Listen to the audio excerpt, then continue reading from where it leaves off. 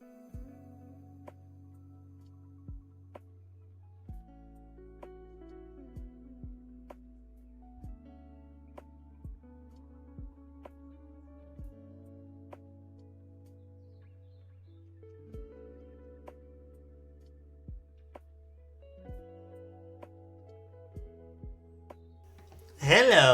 Hi, everybody.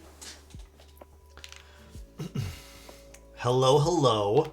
Hold up, Manta? Oh, no, this is the derivative on the desk. The Manta actually, even if I wanted to use it, doesn't actually function right now because the PCB has no firmware. I'll show you guys a little teaser, but we're going to do an official build. Like, the build I threw together just to make sure all the parts worked isn't even soldered in. So I don't even really know what the board truly sounds like yet. But I'll show you guys some little teasers. Also, look, the sample for the signature hoodie came in finally. Looks so good. I really like this. Is actually, I think, one of my favorite ones. I love the clay derivative, and it matches the matte too. Yeah, dude, it looks so good on the desk. I know I will fall in love with this TKL the moment I see it. Yeah, this has been really hyped. It also has a lot of like cool nods to older keyboards. So, I mean, we'll take a look at it here in a second. We'll boot up the stream slowly. I lubed some MX2As. I didn't have enough springs of this certain spring that I wanted to use for today at all, though. So there's about 91 MX2As. And then I'll just throw in some random switches on the macro column for the board. But we'll get to that. We will get to that. I want to send a board to you just to build to get a signature. AMI, I'm down. Hey, I'll be so down to do that, bro. I've got the same derivative in the same color, but struggling to find a good set of caps for it. Also, what's up, Thuckfather? Honestly, Sloth, I think this board works so well with just wob. Honestly, I think wob is like legitimately like, look at this. It just works on this board. It makes the board just look clean. So, I don't know. This is a tough one because the color of the board is so pretty. But sound testing this guy? I won't pause the music for this, but.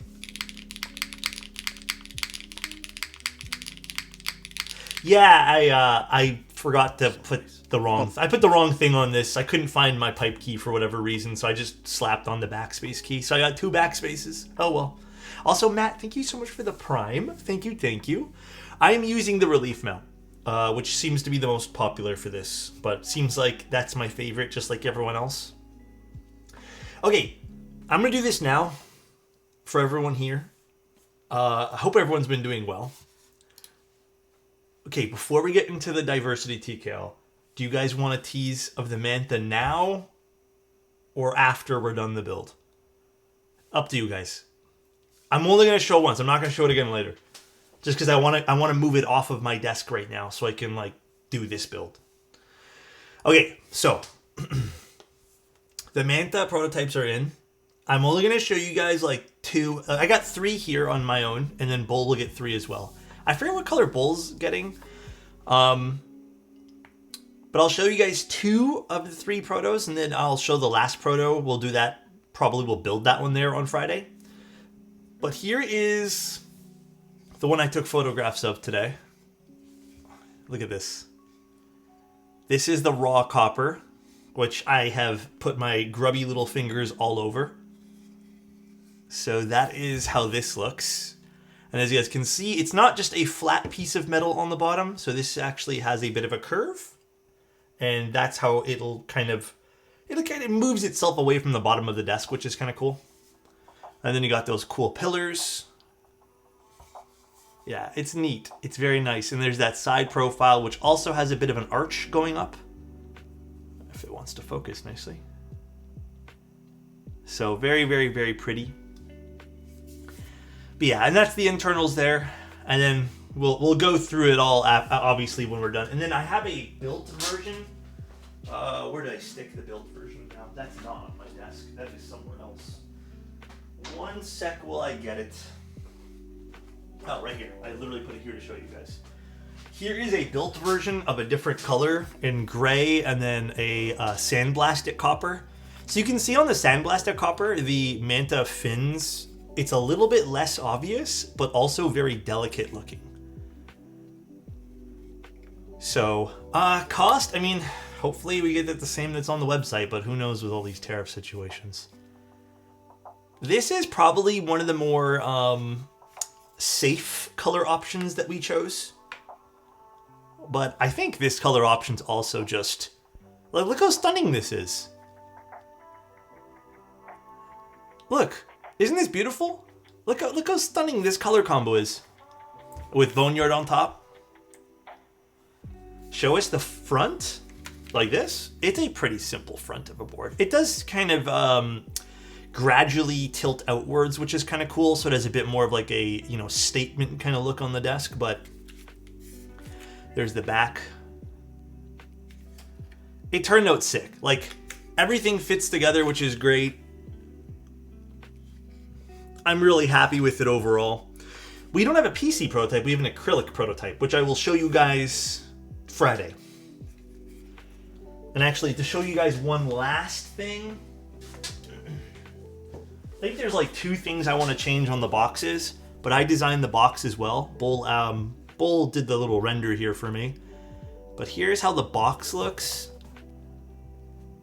Look at that. Isn't that cool? Manta. Orange bottom box. It'll have like a little QR code linking back to the page, and then just a little Manta thing there. And that's really it. And then there's a hard shell case inside too. So, there's also an accessories box, which I designed totally wrong, because I thought it was a small accessories box, but it's not a small box. So that is my bad. And then one more thing to show you guys, if I have it here with me right now. You know, maybe, you know what? I'm gonna wait until Friday to show you guys everything. I'm looking at it and I'll wait. There's a few other things I'll show you guys. Does it come with a carrying case? Yes. Okay. That is it for Manta. No other Manta teases today. It turned out really good. Let me tell you guys, when I got it, it was one of those moments where it was nonstop smiles. Again, I haven't soldered anything in. Unfortunately, we had a bit of a hiccup with the hot swap PCB, so I won't be able to test the hot swap PCB right now. It was something on the hot swap PCB they forgot to do. I don't know where in the chain of where it went wrong, but basically something went wrong with the hot swap PCB. Solder works though, I just haven't soldered anything in. I'm waiting for you guys to do that. So right now when you type on it, if you do end up typing on it, you hear some of that, the jiggle of the switches, which is not really great for... Oh shit, I never did the server notification. God damn it. Thank you, Bowl. Oh, I was just teasing the Manta, Bowl. Do you know an approximate price? Mr. Alexotos was a Bowl.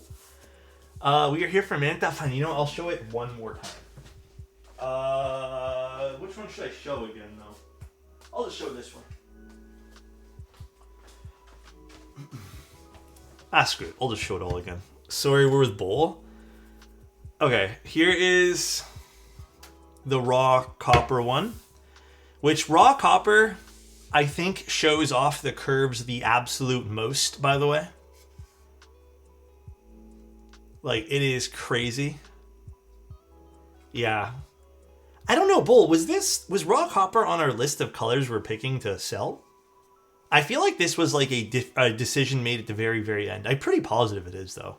It was. Okay, yeah. Oh, yeah, that's right. I think we both did ask for raw copper.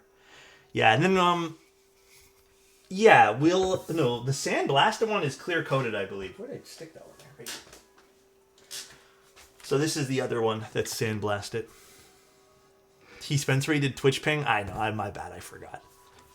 So, pretty cool. Very, very cool. Both are fire. I do love the gray look more. I think this whole color scheme here is like very much my vibe. This might be one of my favorite color schemes right here. Like, there's something really pretty about this whole board when it comes to the sandblasted copper. Don't get me wrong, I really like this one too. You know what? Since Bull sent you guys here, screw it. Let me just get the other one, man. Let me just go and find where I stuck the other one. Where did I stick the other one? One moment. Yes. Okay, one sec. I have been a little bit disorganized today, so give me a second. Today I had like 15 different things pop up and they were all headaches, so every last thing today was just like a giant headache and a half. Woodfork gifted a tier 1 sub to Miozinho TV. Thank you, appreciate it, dude. Where did I stick the other one now? Oh, literally on top of the other box. Okay, I haven't taken the plastic wrap off this one here. This is something I was waiting for you guys. But no, this is not part of this. This is something else. Here is the acrylic top. I'm not going to take the plastic wrap off yet. Acrylic top with a copper internal. And then the nice stainless steel bottom. So this is a fun combination of things. So, pretty cool. I'm going to unbox that one there later, though. And then here's another little cool piece that I didn't know they were going to do. This is actually a surprise me and Bull with this. Little logo here. And then when you flip it, you got Bull. I thought it was the cutest thing ever, dude.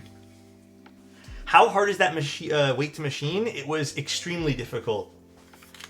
Remember I was telling you guys, if me and Bull were going to do something, we were just going to do it like we literally didn't give a damn on how much it would cost. Obviously, it would make it doable. But yeah, this is pretty much where it landed. So it has that kind of arc downwards, kind of like a V almost. So it was the most expensive piece, I believe, of this entire board to machine, if Bull wants to correct me. But it is very cool. And then even these little pillars on the inside. When I take it apart, you guys will see how cool the actual weight is. It is so cool. It is so neat, dude. Alright. Let's put these things away. It's like, I think just a little under 2 kilos. So, it's not crazy heavy. Well, actually, I don't know about the one with the copper base there. I can bring one to the next Toronto meetup for sure. Alright. Diversity TKL time. Shall we? Yeah, there's actually me and Bull on Friday are going to do a little stream. Building one of them. Soldering it all up and stuff. I'll probably just pick cherry switches just because it's our standard. And honestly, I still don't really know how the board sounds. Again, the one I have built isn't a great, example because it rattles a little bit because nothing's soldered in. So, the weight costs almost as much as the top and bottom case. Yes, it is crazy. Conan, thank you so much. No, okay, Diversity TKL time. The Diversity TKL is a very hyped up TKL. For good reason. I was actually taking a closer look at some of the color schemes this morning because I had only looked at like 2 or 3 prior to today. Their orange color on the Diversity is so freaking nice, dude. It is so nice. So, Diversity TKL is going to run for about $340, give or take, and then plus shipping. It's also going to come with 2 PCBs. So it'll have a solder and a hot swap PCB. And I think that's only I think then some of the layouts also have 2 solder PCBs. Just read the description because there are certain ones that come with certain PCBs, but either way you still get 2 PCBs. There's some different layouts and they're kind of nods to older keyboards. So they have the 2100 WKL, the 9009 WinKey, 9009 WinKeyless, and the MK06, which I'll show you guys all of them. We got, look how big this box is. We got this color, gray. So they have all these colors, which orange is so hot, by the way. Nixie's really cool too. Orange is so hot. We got 9009 WinKey, which is sort of the standard looking one if you want to kind of base it off of layouts, but still has some cool little features to it. Here's actually a good little showcase of what the layouts look like.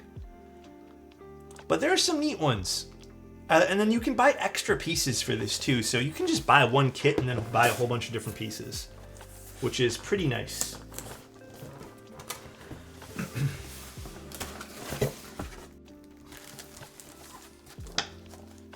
Oh, this is nice too. I actually haven't opened it yet. They did say let's test the PCB first, but I mean, if I tested it this morning and it didn't work, what am I supposed to do? So we're just going to build it. If the PCB happens to not work, it doesn't work. But I did read all the notes. I like this already. This feels very retro. Before you read.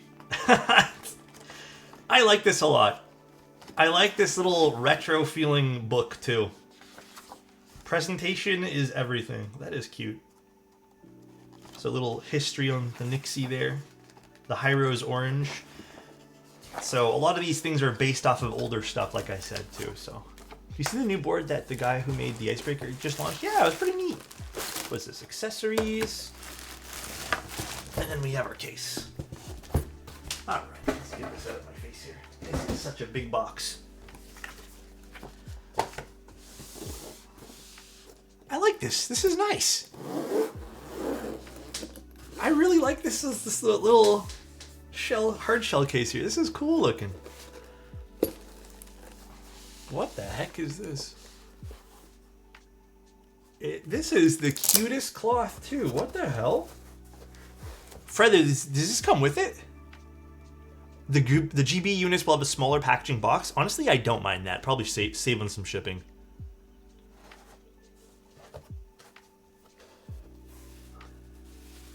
Wait, Feather, does this come with it? Is this like... all you see is all you get? Huh? Wait, what is this? Why is this like difficult to remove? Ooh, this is...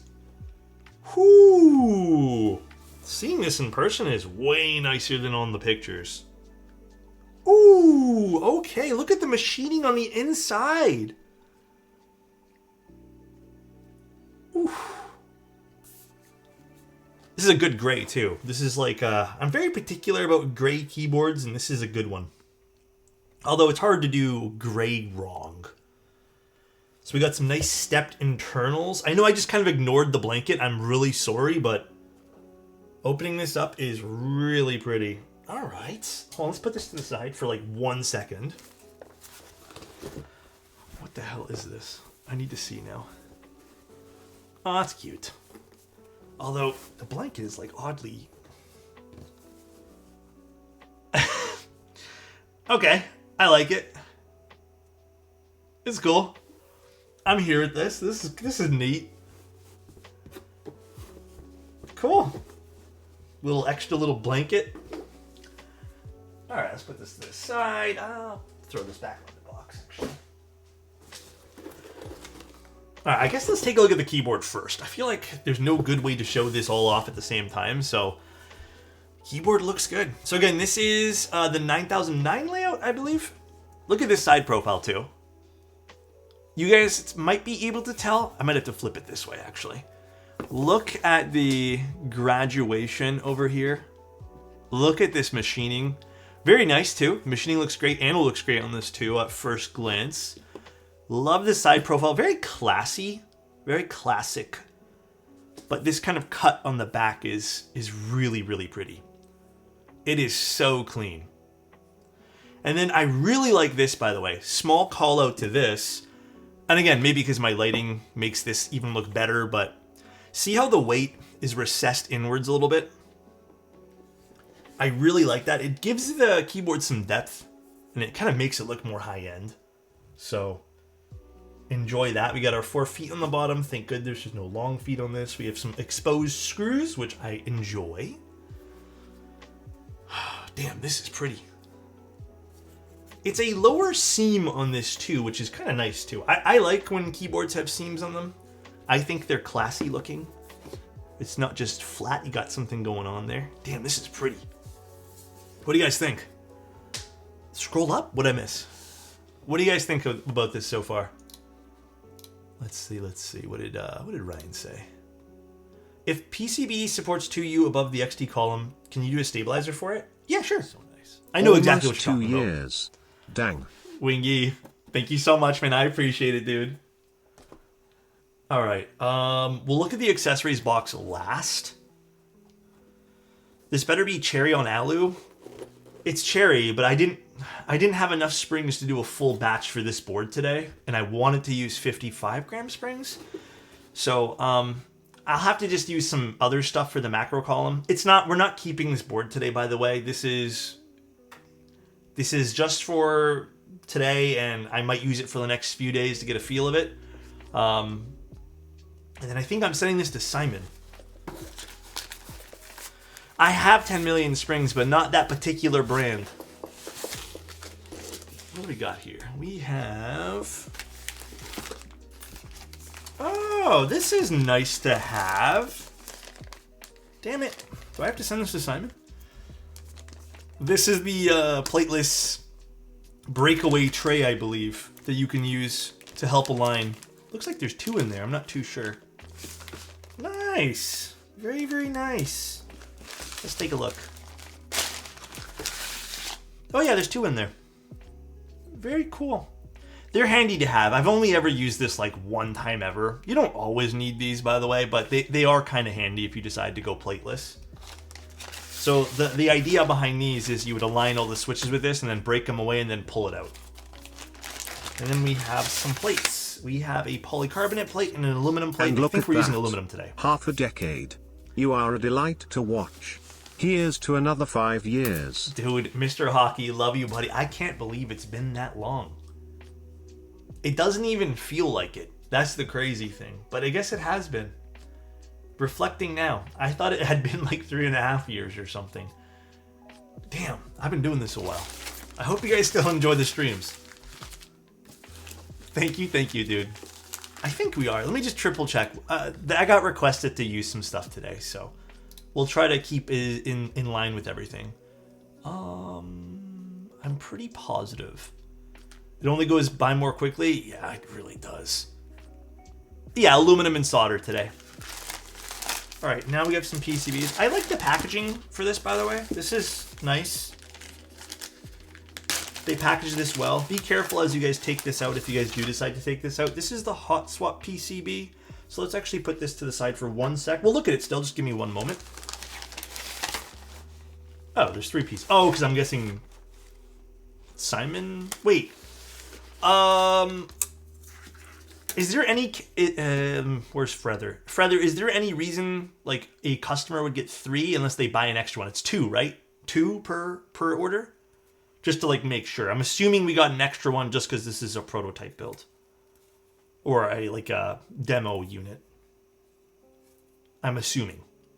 So here is the solder PCB, and I think they're both the same. Yeah, okay. You get 2, and then a hot swap one too? There's 3 PCBs here.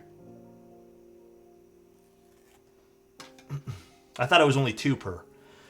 But yeah, here is the hot swap PCB. As you can see, lots of different things you can do, even ISO, which is nice. Lots of awesome stuff. We have a reset and a boot, which is kind of cool. Okay, so for the 9009, you get 1 of each. Yeah, like that was still thinking.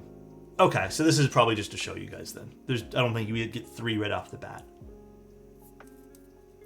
Cool. Very, very cool. Yeah, we'll kind of oh, I guess this maybe was used. I can see some places where the stabs have been put down. Yeah, it comes with 2, but not 3. I think 3 is just so we can showcase stuff. So the solder has lots of options here.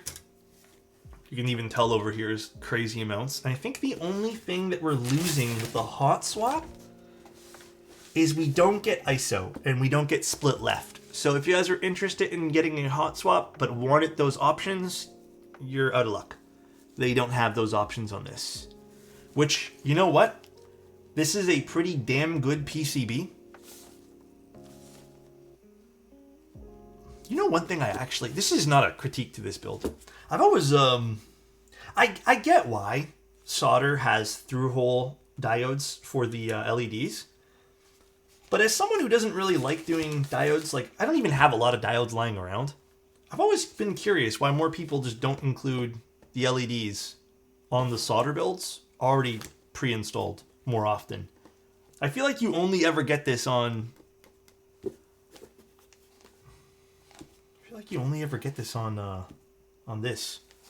on hot swap, which is kind of a bummer. They even got one over here too. No, it shares the same socket for both. Because you're doing solder, why not just solder an LED? Okay, I have a rebuttal for that, Feather. You want to hear my rebuttal?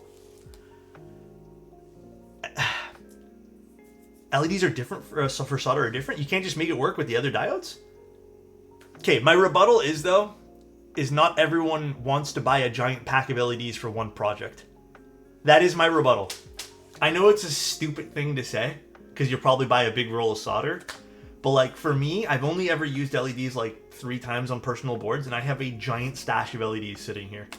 So, and I just don't need them all. I don't know if it's in here, but I would actually say, and maybe it will be in here, it'd be nice if people include them, even if it's just 2 or 3 LEDs. What if you want different color LEDs? You're not wrong, I guess. Anyways, small little just note. It's not critique at all. It's really not. It's just me being picky about things. Let me put back the this guy here. Also, I'm on Alex's side for this one, to be honest.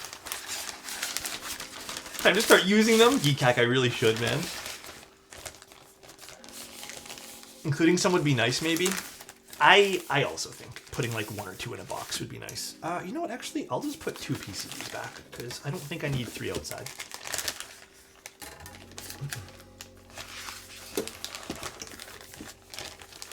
Put it back nicely. This doesn't come with stabs? I don't think this comes with stabs. How can I put this back here? Sorry, I have to go through some stuff obviously here, guys. Alright, I think that's it for this. Now we can take a look at the accessories box. Obviously there is a lot of stuff in here. Actually, we'll keep the plate out here too. Just give them to me instead.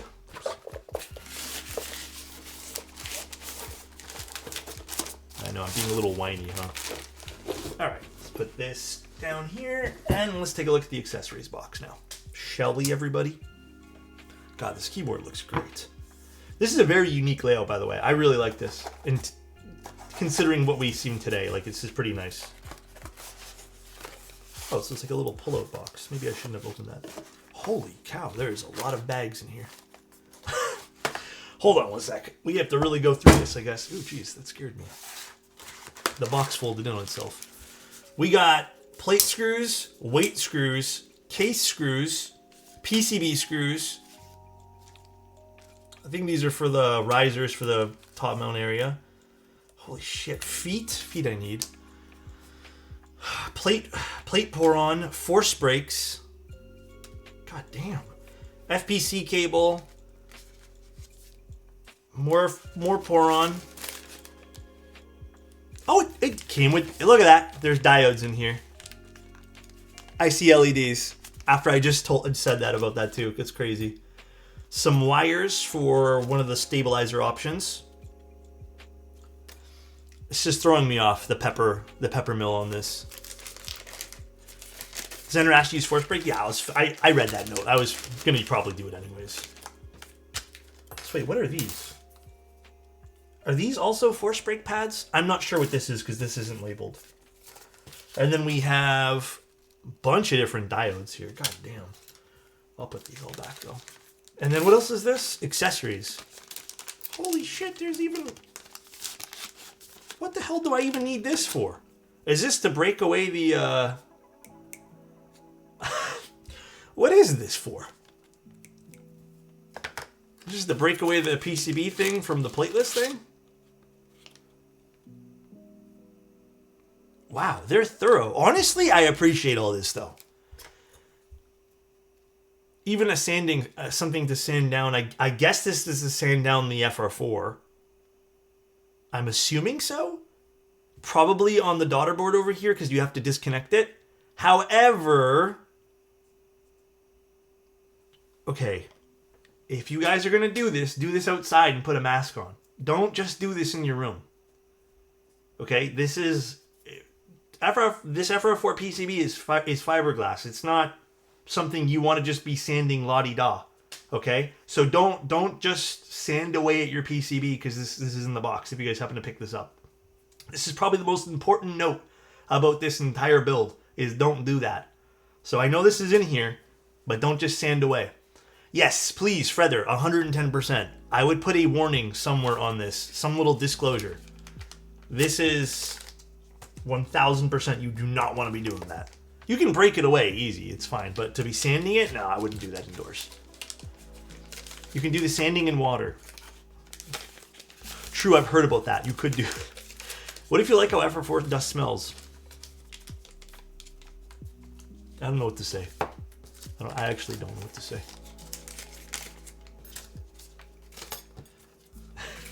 Maybe it's good. But yeah, please don't do that, guys. All right, that's a lot of bags. So we'll go through this all very slowly. I feel like this is going to be a bit of a longer build, but it's okay. Is there like a build guide in here too? I wonder. Or is this just some fun stuff about the board?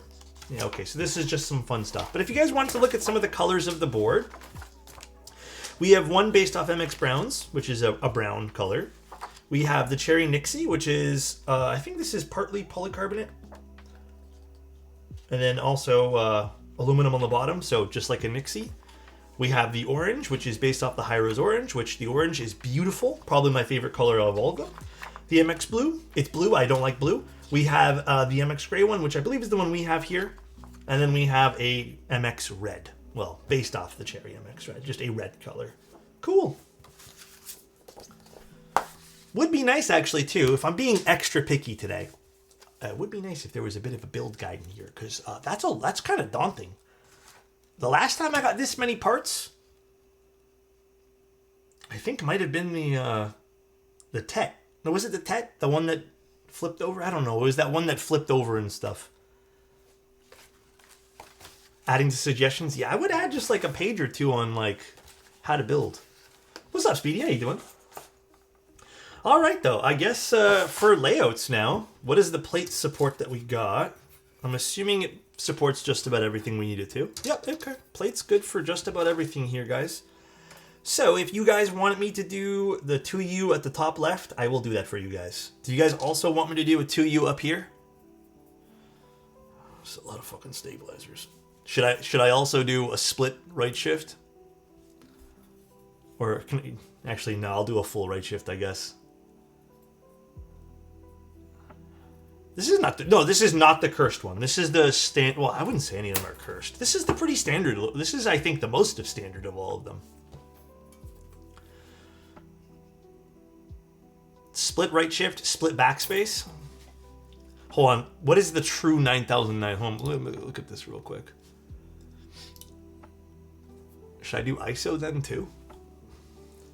Would this be... I don't even know what set to use for this though. Okay, then I guess I need it 1, 2... Should I do ISO on this? Or no? It's up to you guys. I'll leave it up to you. Either way, I have to desolder it afterwards, so it's not like... Want to do ISO? Feather, is that okay? Again, I'm doing this on behalf... Feather has some specifications on how he wants this built today, so... Is ISO okay, Feather? Feel free. Sounds good.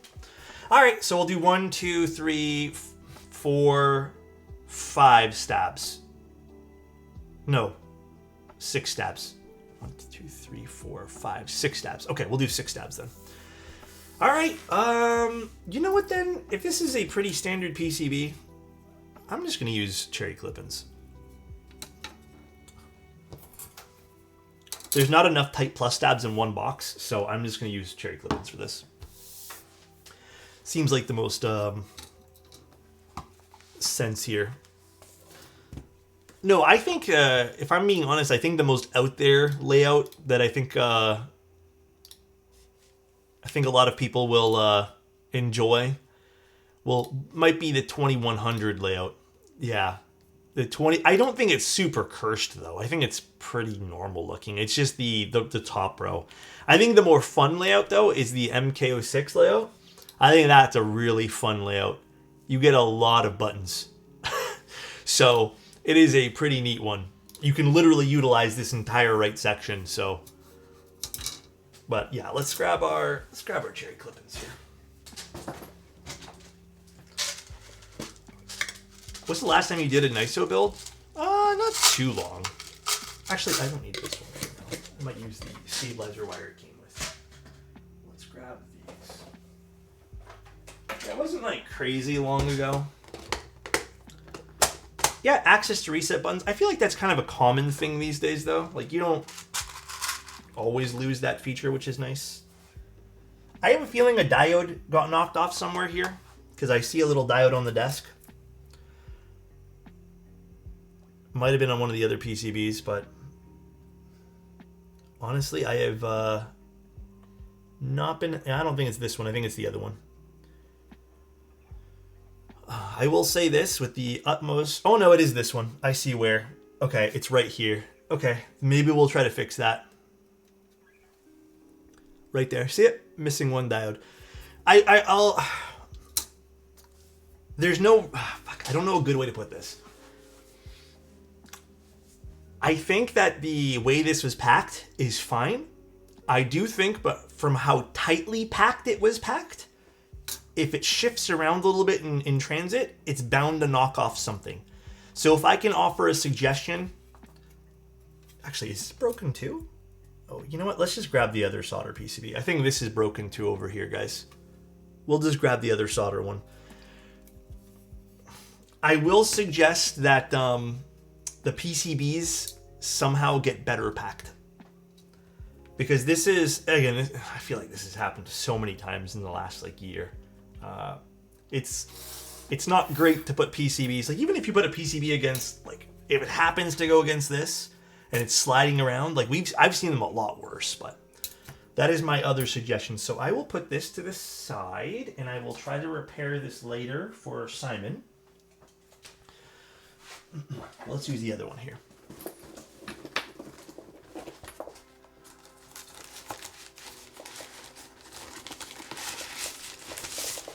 Yeah, even if as you go to grab these out, like you run the risk of even just human error knocking something out too.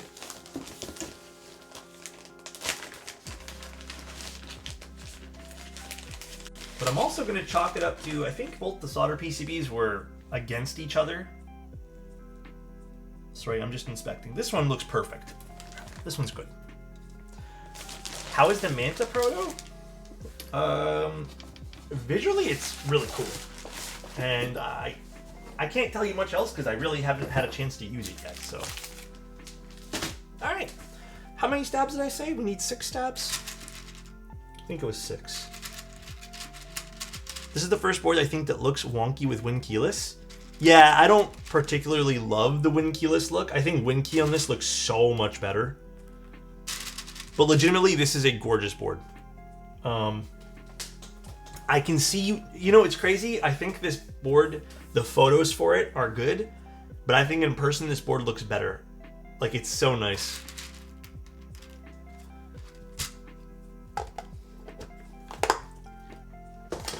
Two shifts, enter, backspace, top left. Yeah, so we got 1, 2, we're doing ISO 3, 4, 5, and then not this one, 6. So 6 it is. 5 wires. God, this is a lot of stabs. 2U escape. I don't know what I'd bind that to. I don't know what it's bound to by default. But we'll see. As the hobby slowed down, I see one major benefit in the last year. We're getting a lot more original designs. Yeah, you know, okay, I will attribute that also to... I hope this doesn't come off as rude, but I'm just going to say it anyways. I feel like in the last year or so of keyboards has been really good. And the year prior to that, we had a lot of...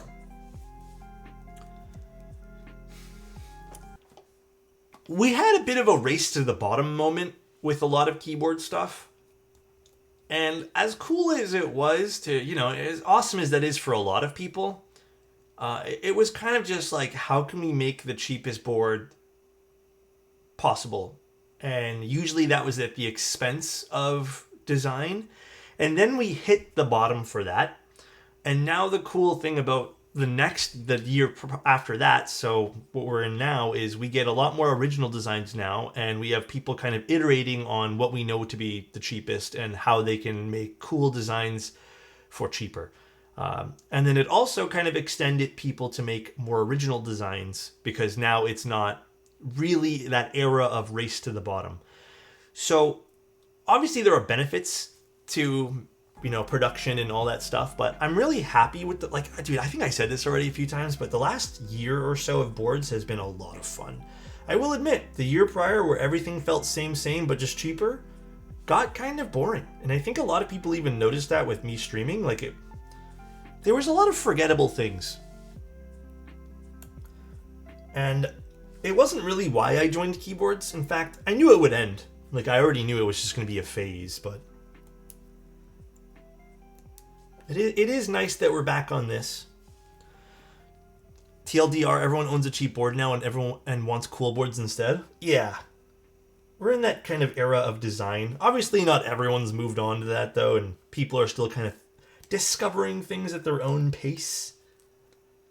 But like I said, I'm glad we're in this part here.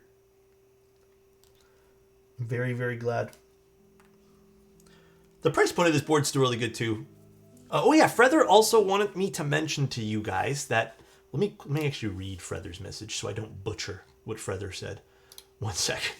He said that for US customers, Keyspensary will handle duties. So you will, as customers, not have to pay anything on duties and tariffs. Frether can correct me if I'm wrong there, but very nice.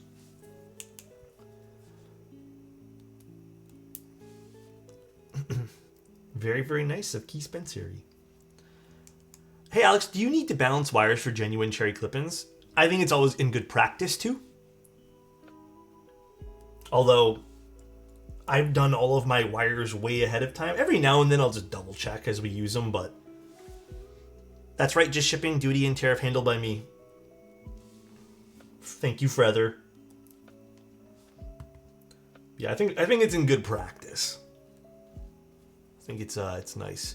I would like Keyspensary to also handle Canadian duties. I would also like Keyspensary to pay my bills. I'm thinking if Frether's going to extend some kindness out, I would also like to request some.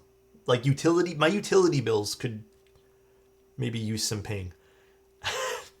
This is Alex's application to work at Keyspensary. Yeah. What else can Frether pay for me? I think Frether should give me one of these for free. I don't know if Frether's rolling his eyes right now or just laughing. I hope both. A new car?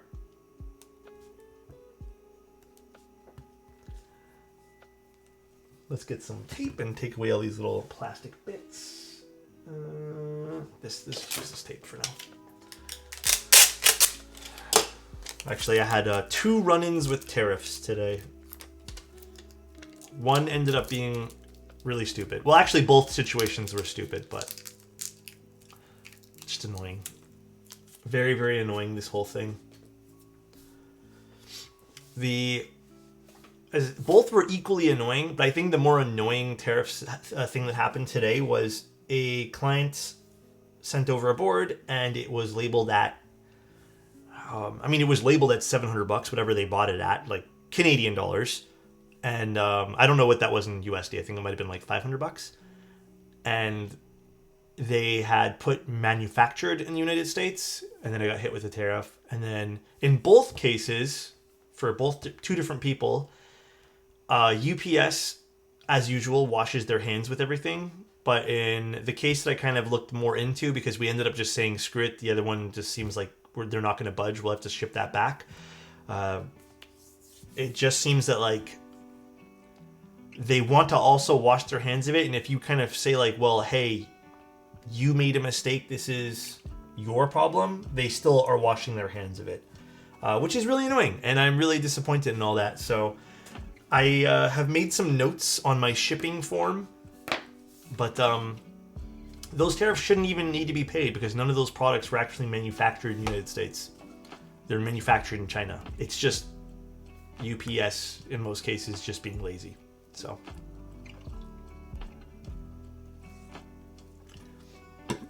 yeah, and what's crazy too is the origin of the board, Captain Mel, might have been China, right?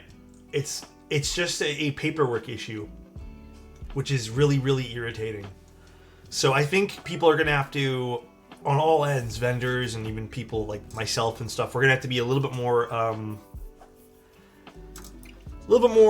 in depth on how we handle all these things now, which is kind of irritating.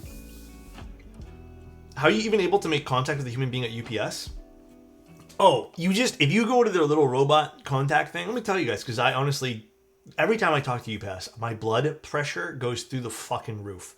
Just keep typing human, please, or human, like human on the bot, and eventually they'll give you a landline you can reach, or a phone line, or they'll connect you with a real person. But yeah, I legitimately, like, every single time I have any conversation with anyone in customer service at UPS, my blood pressure just fucking goes to next level. So, absolutely fucking stupid. Let's get lube. The parts will still be tariffed? Yeah, I mean, there's a lot of moving pieces to this, which is all ridiculous. Listen, I already knew this was coming. Like, it would affect everyone, including myself here in Canada. But, it is genuinely disappointing, the amount of people impacted by this. Ultimately, though, it doesn't seem like it's a super widespread thing, but when calling CBSA, they're literally recording that plays at the start. If you're rude with customer support rep, you will be disconnected. They do that with everything. Thoughtfather, let me tell you, I am so patient on the phone, but they do, like, UPS in particular does not make your life easy. I was on the phone with them today, and I think it might have been for yours and the other person's, but dude, they were like right away starting off. I was like, hey, I think you guys made an error on both cases, and like right away they're being rude to me. And it's funny hearing the recording saying, if you're rude with the customer support reps, we'll disconnect you, and just like immediately you get the attitude from them.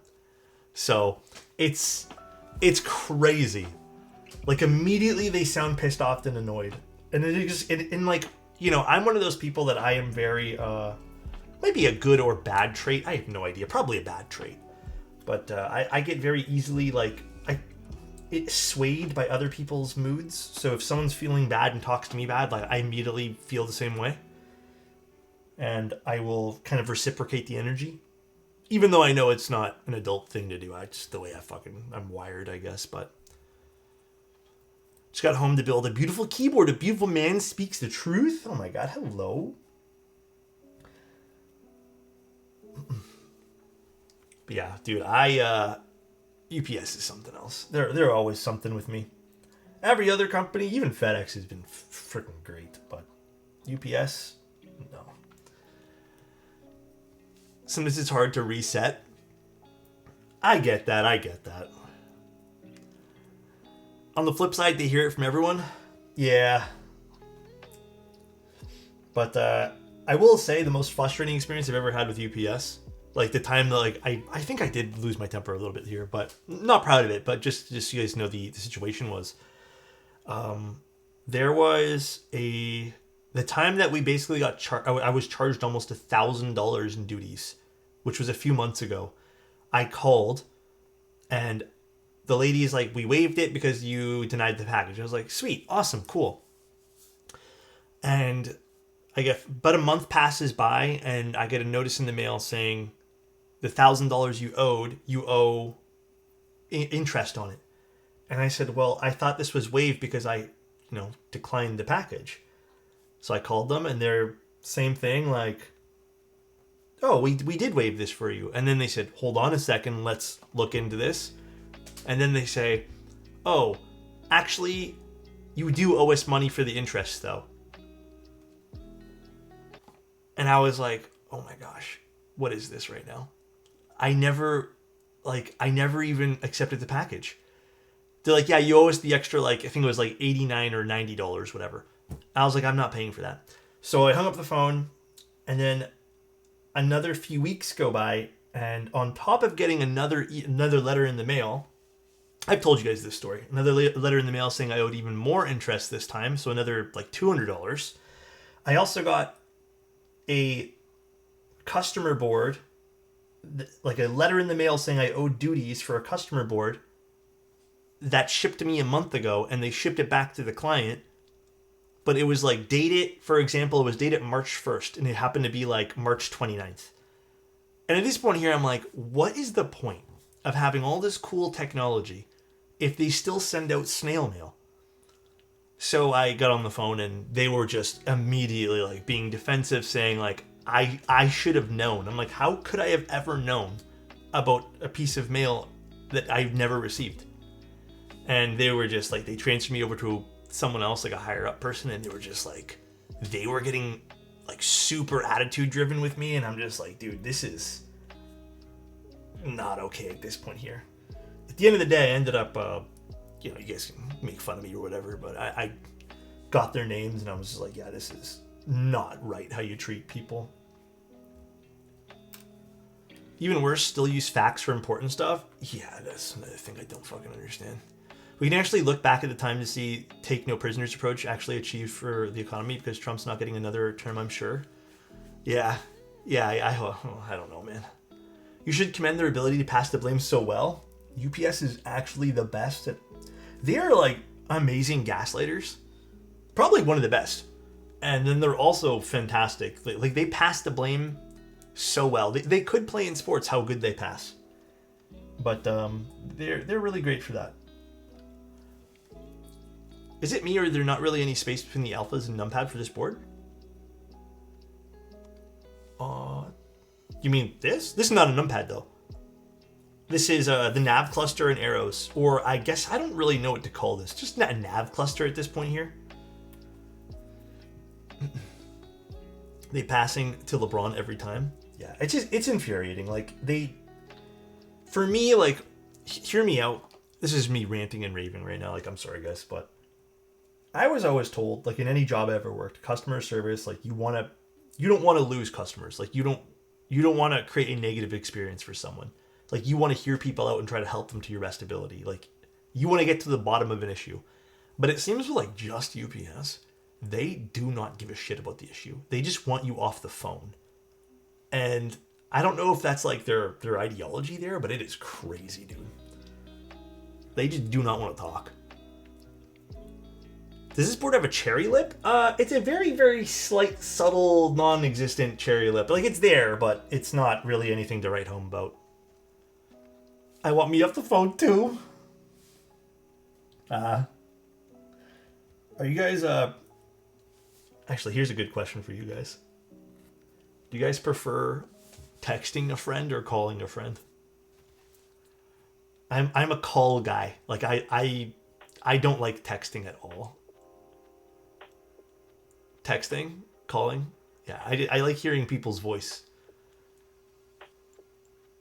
Text for sure. I'm already on the phone all day for work. You know, Cheeseman, that I fucking understand, dude. You know what? I'm not gonna blame you for that one, man. You're probably socialed out from that. People who call me without texting first are banned. Really? I love it. I like even getting calls sometimes, and I'm just like, oh, my friend's calling me. This is nice.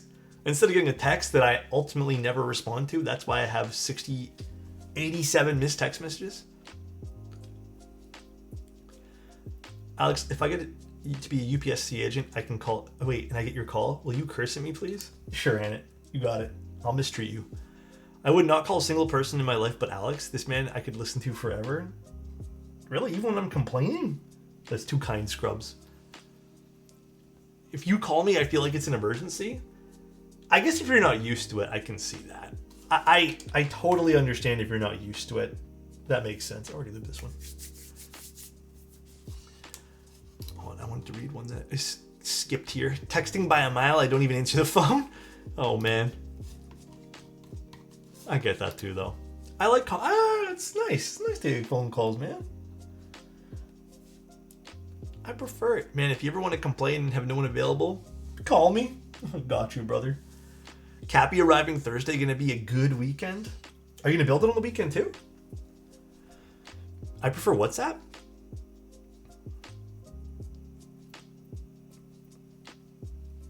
Oh yeah, WhatsApp is on the desktop too. I keep forgetting. I actually, because iMessage is on the Mac, like for me, I've never really had a purpose to install WhatsApp, but I can see it being pretty useful. Don't they have, correct me if I'm wrong, the reason I paused there was, don't they also have the standard text message stuff on Windows now too? Or do you need something special to link that up to your computer? Maybe I'm really off base thinking this. I swear to God, I saw something on Windows saying there's like a messaging thing now too. Windows has my phone, yes. You know, I should really set that up for me. That'd be really handy. I never thought about setting that up. Can you set up an iPhone on that? Teams? No. It's like, I think it works natively with your text messages. I'm so lost with all those taxes. If I order something now from the US and I'm in Canada, is there some higher import? Okay, I think the easiest way to kind of explain this pain is look up what your tariffs are importing from other countries. So, for example, I don't remember all the tariffs. Like, I think there might be different ones. I have no idea. Is it 25% still? I'm pretty sure. But if something is made or assembled or manufactured in the United States and you order it in from Canada and they put that on the bill of lading, whatever it's called there, the import bill, that it's made in the States, you are going to pay in a 25% tariff. It should be, if it's made in China or a different region in the world, it will change. But yes, for example, if you're ordering some material that's made in the States or like some clothing, then yes, you're going to pay some extra dollars there. But I don't know if that's like a widespread thing. You can't, Zachary, because it'd be forging where it'd be coming from. So you'd have to still be honest. Like, you still have to fess up. Like, if they catch that, they'll just A, change it, and then B, you might get in trouble. But not with that attitude. Oh my gosh. Afternoon Delight, thank you so much for the tier 1, man. Been so long since I've caught a steam. New desk since last time I've been here. Looks crooked. Beard looking fantastic though. What part looks crooked? That actually threw me off, dude. I thought I was going to say it looks nice. What part looks crooked? It looks pretty straight to me. Damn, bro. I don't want to do the ball test. It's going to fail. Yeah, Scrubs, I'd love to try. What's the new lube? I'm curious. Also, thank you, Afternoon Delight. I appreciate it. I don't appreciate the crooked comment, though. I don't know about that one. Get the level out? Guys, I'm telling you right now, the desk is not crooked at all. Look at this. Actually, you guys can't really see. We'll do it like this. I mean, you still can't really see. Look at this. Look how nice that is. The bubble goes right in the middle. Right in the middle, guys. Look at that. In the middle. This way. Don't look at this one. Look at this one here. Look at this one here. AI generate it. It's AI. Don't be fooled. What about the ball? Don't worry about the ball. In it. That ball, actually, I don't even think I have the ball anymore. Should make sure it's not on my desk. Next thing he's going to say he has Rama boards. It's all AI. It's always been AI. Ball spin? Shit. Can I upgrade you to a pen pop cheese, man? Desk looks great, dude. You in a new space? Yeah, we moved a little while ago. The place we were in before got a little too expensive. You know, when they raised the prices, we were getting a little priced out. You know what I mean? For a condo, and it wasn't even that big, and also it was, you know, actually, I think I can finally tell you guys, we were just having like heating and cooling problems. First of all, I've never personally lived in a condo with windows like that, and I guess it looked cool on paper, but my God, if you wanted to let some sunlight in for the day, you were just cooking there. Like, that was not fun. I don't think I'd ever do that again. So it would be very hard to manage temperatures in that place, because you know, most modern places these days all have like we didn't even have ceiling to floor windows, but it was just too much like sun. And then on top of that, we were just having a lot of problems with like heating and cooling. In fact, the bedroom, like the master bedroom in that particular place, didn't even have AC. So we would just not, like, I don't know. Honestly, guys, like, even outside of just pricing, like, it was just, we would be way too hot in the summer. And then during the winter, for the first 2 years, for the first year that we were there, we didn't have heating the first winter. We thought we did, but it was just the fan. So we were always cold and we couldn't figure out why. So, anyways, I'm just glad that I'm not there anymore. Like, I'm glad we had the experience, but also just glad that, like, I'm just over it. It wasn't fun. Let's get our dielectric grease. Yeah, it was. Bro, had to bust out the passive coolers. Yeah, it's called walking around the house in your underwear. Basically. What area? It was downtown.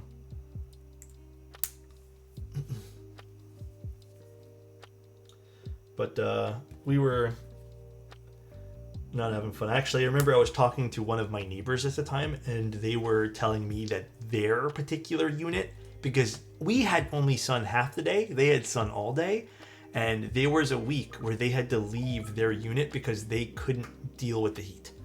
Like they were actually like, it was not healthy. And then on top of that too, we had they decide when the AC comes on type thing.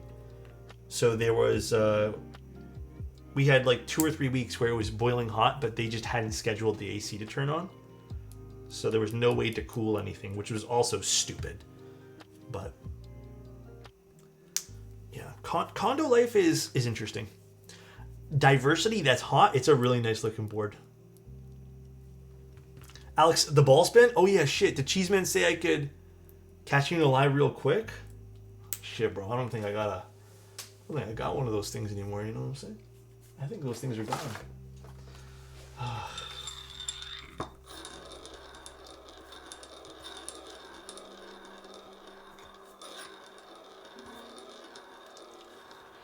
You forgot the pen pop? Did you also do a pen pop? No, is this one here? Wow, a ball we can test the desk with? Guys, I don't even know. I think my desk is slanted this way. So, let's see.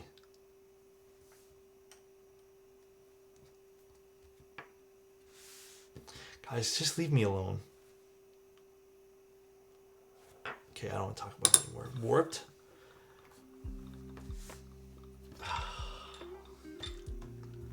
Marbles, anyone? Gravity works different? Yeah, it's just gravity, guys. Oh my god, dude. Yeah, I do think there's little adjustment things underneath these feet, so I think I just gotta tilt it upwards.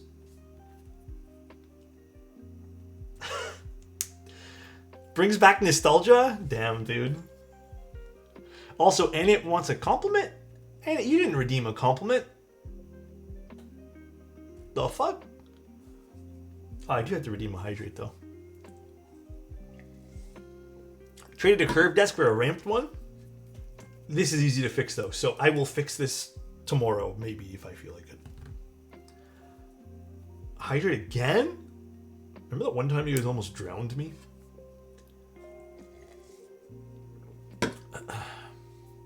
And you are the legend without a cape. Much love. Kind of is. Show the spring graveyard? That's from today's switches. These are yucky cherry springs. These are what's going in the diversity. Yucky. They're so bad. Alex, did you buy the dielectric grease from AliExpress? Alexotos edition dielectric Loctite. Wait. Scrubs, are you being serious right now? Is it an actual thing? No, this is just from Amazon. I know we all have enough points to ruin the stream through sheer hydration. Yeah. I'm afraid one day it's going to be... You showed it to us? Oh, yeah, you know what? I think you're right. I remember that now. You're right. God, my memory's terrible. You guys ever have that? Your memory just doesn't work no more? I'm almost at 100k channel points. Oh, what you gonna do with that all? Elkwon gifted a tier 1 sub to Gftrexler. Feather, is this a 10U stab or something? Like the longer stab? I'm triple check before I grab a spacebar that I don't have. Or is this a 7U? 8U stab for 10. I don't know about a 10U. Do I even own a 10U spacebar? I don't think I have one. So let's just do 7U then, guys.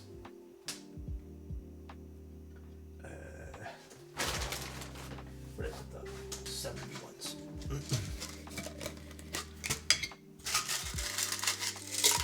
Alex sets Twitch record for bathroom breaks in one stream. That's true, to be honest. I probably would. If I had a 10U, I'd use it, guys. I just don't have a 10U stab, so. Watching stream while I cable manage my PC? I don't want to do this anymore? You gotta, man. Honestly, cable managing is the most rewarding thing in the world, but also the most terrible. The Aukis one? Guys, I had to recycle those Aukis keycaps. I already put a warning out in the video that we made, just saying that I wasn't so super happy with the way they were responding to things. But basically, when I went to go, like months after the content was done for it, a week after the content was done, I put a warning saying I wasn't too confident in their ability to, anyways, you can read it if you want.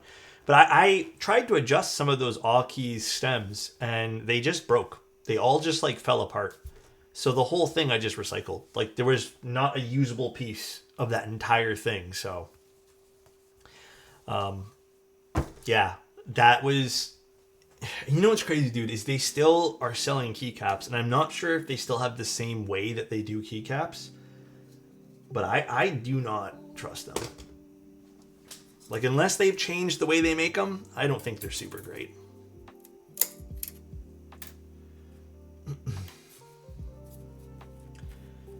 If someone redeems 150... You guys can't see this, but I'm going to read it.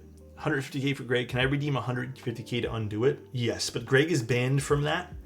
Greg is only accessible through when we hit June. In June, it'll be accessible again. Or if someone somehow donates a crap ton of subs, but... It's like that for a reason. I think Chozo made it like that for a reason. Oh wait, we're doing ISO. What am I doing? Hydrate? Oh my gosh. This is crazy.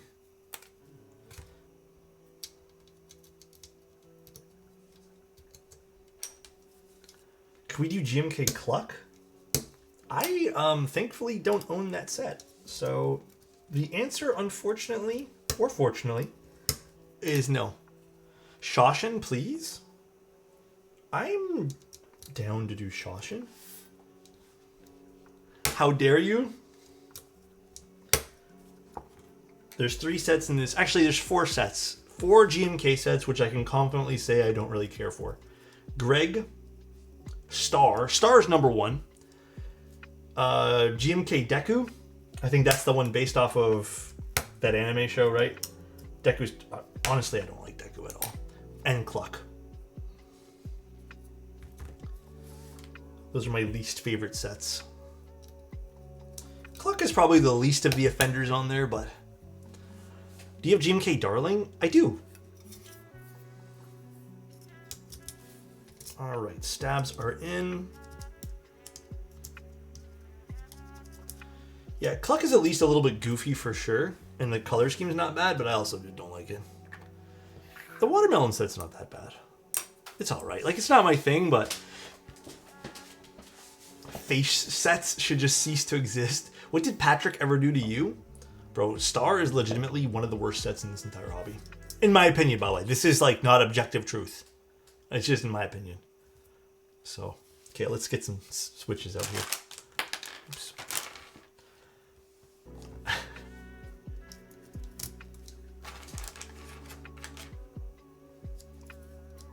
Gotta make sure we're doing this layout right.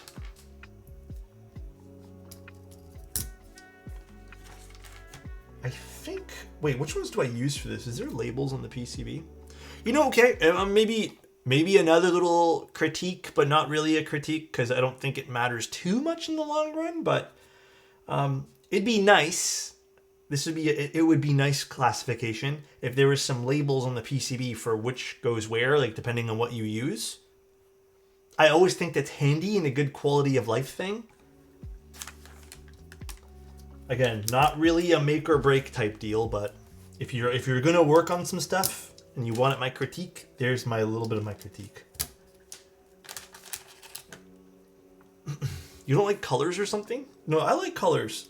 It's just Star. Can we do a double stream? I have Star on one board and make Greg look like SpongeBob on the other. God, dude. That is the most cursed. Let's not. How would you even make it look like SpongeBob, though? That's out of curiosity.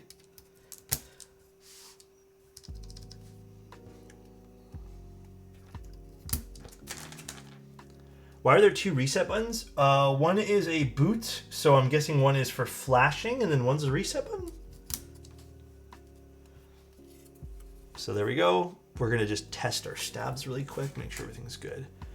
Is there a desk you recommend by chance? I still got the simple IKEA setup. Dude, if your IKEA setup works, then keep doing it. You know what I'm saying, Phantoms?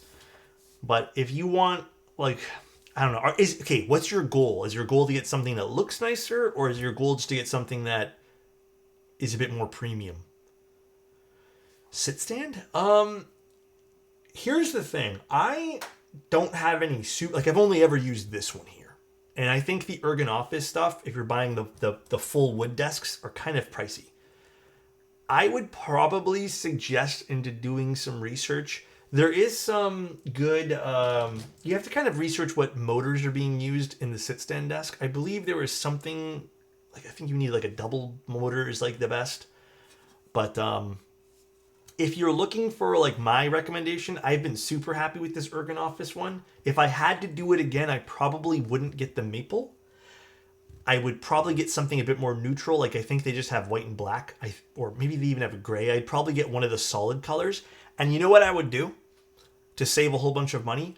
I would just put a vinyl wrap on the desk, or just get the sit stand motor from someone else and get yourself a butcher block from Home Depot or something. But if you're looking just like you don't want to do any of that, I'm really happy with this Ergon Office one. It's visually really pretty. It works nice. Haven't had any issues with it. So that's my only real recommendation because it's the only one I've tried. But I know there's a lot of brands. I know there's a shit ton of brands out there. Thank you, Zach. Tap Tap Tuesday. I would prefer to put you on my desk. Huh? Oh, let me get the keycap set. Thank you, Zach. I'm just gonna grab anything for now just to do some testing. So just bear with me, guys.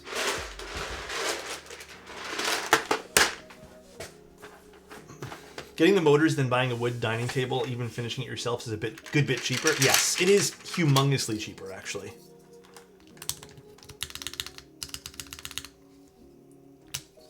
Yeah, I would 100% go that route. I went this route here only because the maple butcher block that I was looking at, even at a local store, I wasn't super happy with like the quality that was coming from some of them, and I happened to know what the Ergon Office stuff looked like in person, and I liked their variation of maple. So for me, I think it ended up being like maybe $200 or $300 more. I was like, you know what? If I'm going to buy myself a nice desk, I just want to go with the one that I want. Ultimately, though, I'm not regretful at all, but I do still kind of wish I had the concrete style. But you know what? It is what it is. The concrete desk was just a little crappy thing from IKEA. I would love to get something more premium in that style. I've also been told... Water? 1 second. I've also been told that... what was I going to say? Oh my gosh, I got sidetracked. Oh, I got told that vinyl wrapping a wood desk with like a concrete style is also a good way to go. But I don't know. Some people have told me like, how dare I? But I'm going to leave the wood only because I do feel like changing the wall to green made this wood desk pop like crazy. Like, it looks so good with the green wall. Not that you guys can really see right now, but thank you, Ardang. Appreciate it, dude. Pump for tomorrow? What's tomorrow? What am I building tomorrow, by the way? Am I doing your board tomorrow, Ardang? Sorry, I keep thinking today's Wednesday because I've had to change my schedule like 5 times. I think I am doing your board, right? The KV2. Yeah, I am. Okay. Yeah, I'm excited for that one there too. I haven't built a K in a while. A hot minute. I'm back. Is it Wednesday? It's Wednesday somewhere? You're not wrong, it is. It is indeed Wednesday somewhere. I won't be here tomorrow. Got some fancy plans.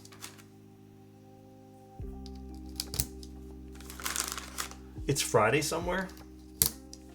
Ain't no way it's Friday somewhere. Come on now. Come on now. Ain't no way. I really hope these switches sound really good in this. I used my last batch of my Wuche springs for this. Or not 55. Did I say 55 gram today? I think there were 53 and a half or something. Whatever the Wuche ones are. My last batch. Do you think the Manta will run by the end of the year? Yeah. I'm going to be honest with you guys. I don't know. I'm hoping. But Bull and I just want to make sure everything's good with that. And then also Bull and I need to really just like... how can I word this? Hydrate again? Oh gosh. We just want to make sure everything's perfect before we release it. And then we also don't want to release it while like tariffs in like full effect. You know what I mean? We also don't want to do that. We want to gatekeep the prototypes for 6 months so we can feel cool. Or that too, I guess. Tariffs? Did I say tariffs? I did. My bad. Tariffs. Playing too much Tarkov. Alex is just pretending to drink his water at this point. No, it's going down. Here, you guys can like look. Please no more, guys. I'll offer to smuggle them from for a small fee. Wait, Keep Science, is there a meetup happening this weekend? I thought it was next weekend or something. Oh, you know what? It is the end of the month almost. There is? Where at? This weekend? Bring those protos? Young and Eglinton? What day? And what time? Saturday? It's in Toronto. The Saturday 1 to 4. What's the day Saturday? Calendar. 26th. Let me see something really quick. I actually might be able to come. I just need to triple check one thing here, which is...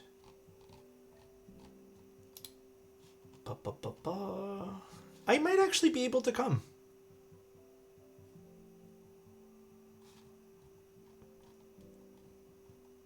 Okay. Maybe. I'm just going to make sure I have nothing to... I'll drive if you need a ride.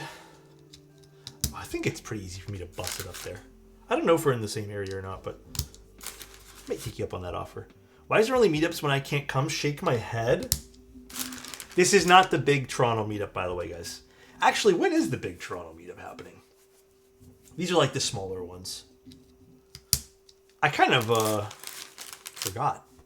Is it June 28th? Is that like the guaranteed day? Please tell me I heard that wrong, Alex. Alex didn't say he passed on a concrete version of his desk, right? No, they didn't have any. I would have loved a better version of a concrete desk, but no, they don't. No one really makes those, and if they do make them, they're not cheap. Isn't the 28th the same as the GMK meet? Is it?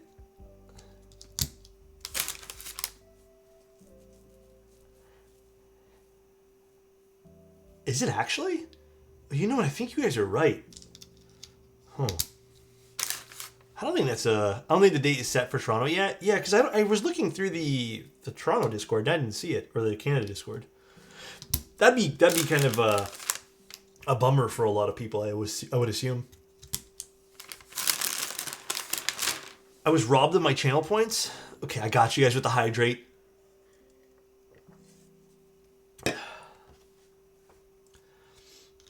Speaking of which, I finally got a tracking number for GMK Zimbo from Apex.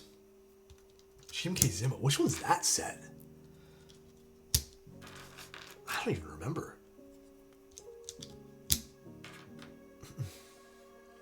Korean beige, basically? Oh. Oh, I know which one that is now. All you had to say was the Mahjong inspired set. Hydrate again? Fuck. This is gonna be one of those days. This happened once in the past.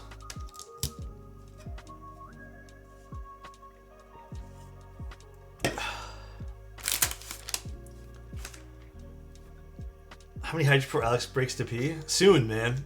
Because I had a whole glass. I had 2 glasses of water before stream, and I didn't use the restroom, so. Alex is not actually a manta ray, guys. Why is his keyboard called that then? That's a good question.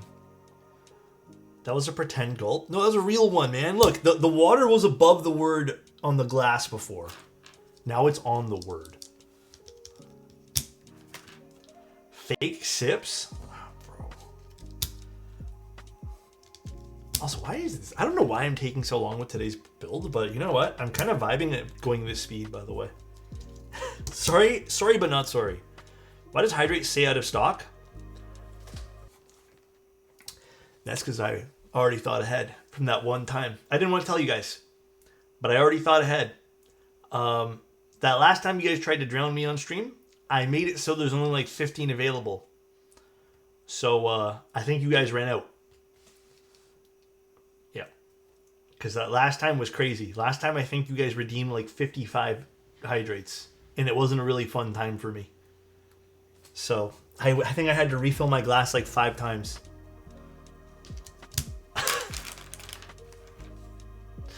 Quick posture check him. I don't think I have that. Hydrate? Okay, Zany somehow got one, but there is a limit on hydrates, unless someone removed those, one of the mods. There is a limit, though. There's going to be a limit on those. Should pop up soon, I hope. God bless, I hope, dude.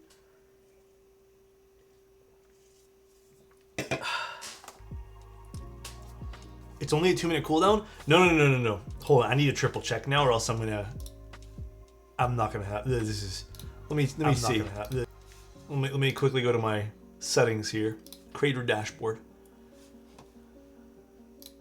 Gosh, streaming tools? No. Content? No. I don't know where the fuck this thing is. It's rigged. I won't change anything, I promise. If it's not set that way, but it should be. Viewer rewards? Oh yeah, here it is. No, this is not it. Honestly, I don't even know how to get there. Channel? They change it all the time. This used to be just a quick thing. Activity? You know what? I don't even know how to get there. Is it under viewer rewards?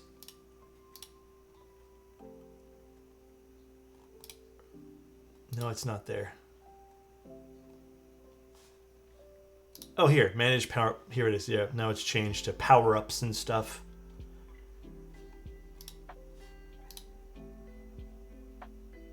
Yeah, there's a limit. There's a limit. You guys will hit it. There's a cooldown and a limit.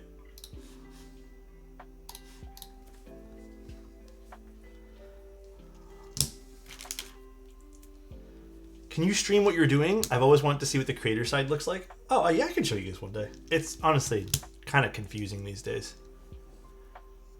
Insty will remove it? I don't think Insty can. You know, I think the only thing Insty can realistically do is refund people their points, but I think that counts towards the limit. Or not. I actually don't know.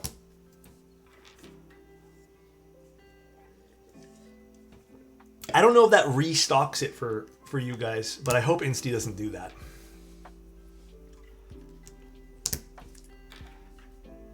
It shouldn't. Another fake sip?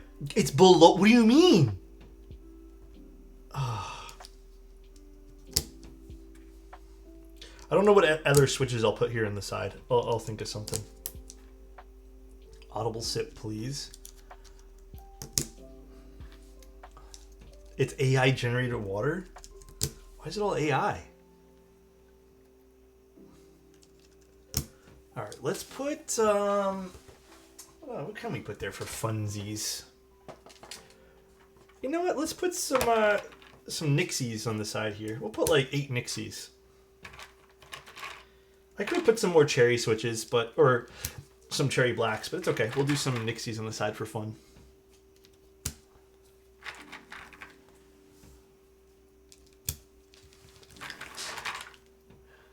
Four more? Damn. You guys gotta use them tactfully. Has someone ever requested you to sign the bottom of their board? Yeah. Yeah, someone... I think I've done it like 3 times ever. It's pretty rare, but... Actually, sorry, not the... Actually, I think the majority of those asks have been to the inside of the board. I don't remember if it's been the outside. Zany, was yours the outside? I can't remember now. Now, I don't want it. I think majority have been on the inside. Oh, maybe there has been some on the bottom. I honestly don't remember. Oh wait, I still need 2 cherry switches.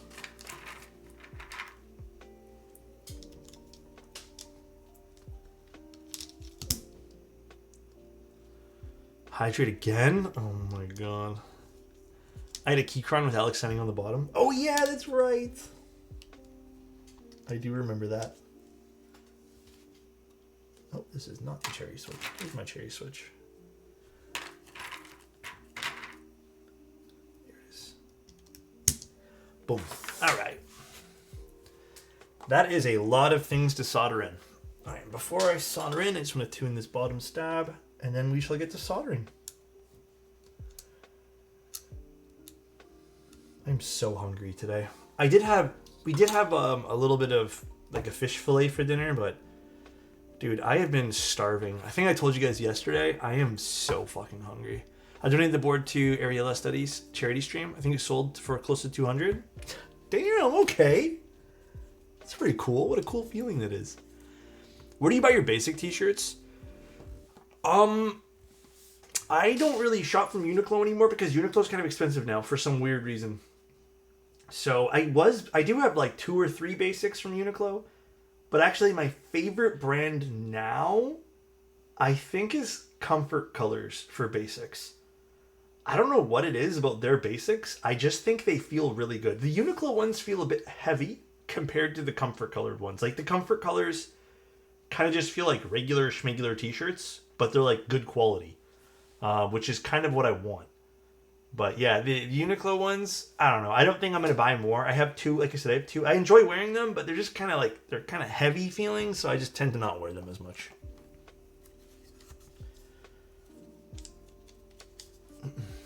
Thanks, Zany. My first time back in a few months? Moose, what's up, dude? How's life been? Hopefully it's been good, man. Hopefully you've had no troubles to deal with. Comfort Colors is stupid amazing. I love my Alex shirts. Yeah, that's the one I ended up going with, because someone had recommended me them, and then when I had started using Comfort Colors, I was like, whoa, these feel really good. And then I learned from you guys that it's like a very popular recommendation, but I just never had used them until recently. There is a hot swap PCB too, but we're doing solder today. But yeah, super solid shirts. Really like them. I don't really do a lot of clothes shopping though. How would you compare Vint Blacks to MX2As? Vint Blacks are very, very, very scratchy compared. That is the biggest change, I would say. There's some slight sound differences from other stuff. Also, Vint Blacks are typically only 3-pin. Also keep that in mind.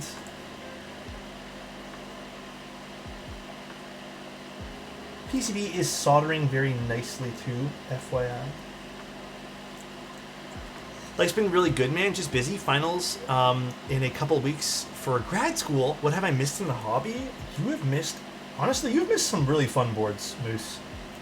There has been some really good bangers that have come out recently. Like major events, though? Not a whole lot. Phantoms, thank you so much for the Prime. I appreciate it, man. Thanks for using that here. You missed the typical vendor drama. You've missed, I mean, in terms of like good moments, there's been some like really fun, wholesome things that have happened just within the community too, like our own community. We've had people celebrate buying houses. We've had people have kids. You know, within our own little community here, which I think is very notable to shout out. You know. Oh yeah, we had that broken. We had T-Dog had a broken arm or a cast on his arm, and then everyone digitally signed it, which was fun. That was cool too. Yeah, outside of that, if you want like keyboard specific stuff, I mean, yeah, Teja left streaming technically, and he's not really doing content anymore. That's really it. Then some vendors are new, some new vendors have popped up, some have left. Usual shit. Really happy for everyone making moves in their lives. I saw that raw board you posted on IG. Looks crispy, dude. That one that was so nice. The boomerang, so pretty. Why am I? I've never soldered vertically before. We're not gonna do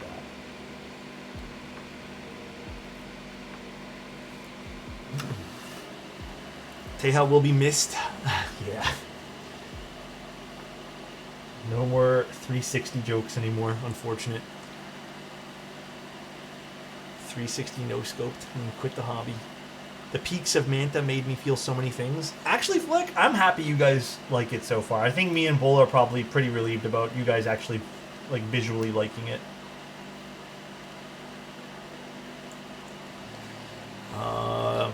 But yeah, I think there's been a lot of good boards recently too, Moose. I mean, even the one we're doing today, the diversity is really cool. Like, I'm so happy there's been a lot more thoughtful projects in the hobby.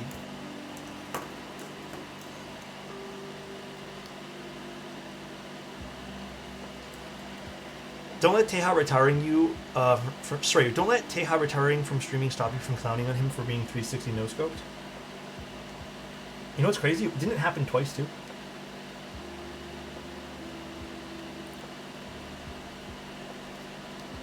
That's the craziest thing. I really failed at my typing my last message. Oh, dude. Honestly, I fail at typing all the time. Alex, set the Apple Studio monitor on your desk. It is. It is. I really like it. Honestly, I have no regrets about this monitor. I know it's not the best stat-wise, but hear me out. Like, today I was looping switches, and I didn't want to put headphones on. And I also just, like, don't have the space to put speakers in my room. The speakers that are built into this thing, they're phenomenal, dude. So, I don't know. There's just a lot of stuff I like about this monitor. Like, not even from the display, like, I like the display on it. I don't really need... This is not a gaming monitor, so I don't need high refresh rate. I do slightly wish I perhaps got a second one. And I do... okay, this is not really me complaining about this, but, like... Because it is almost like, what, three times the price, 4 times the price? If I had the money, I would have loved to get the XDR, like the more expensive 32-inch model. But obviously, like, that is 6K. So... But yeah, I like this display. It's really nice. I do have a separate gaming setup. My old computer was my separate gaming system. This is just a Mac Studio and a Mac Studio display, or the Studio display. Yeah, the Apple display. I really like it. Like, it's legitimately, like, so... It's such a beautiful monitor. Sell Leica for a new display? Oh, I wanna. That's my dream. That's my baby.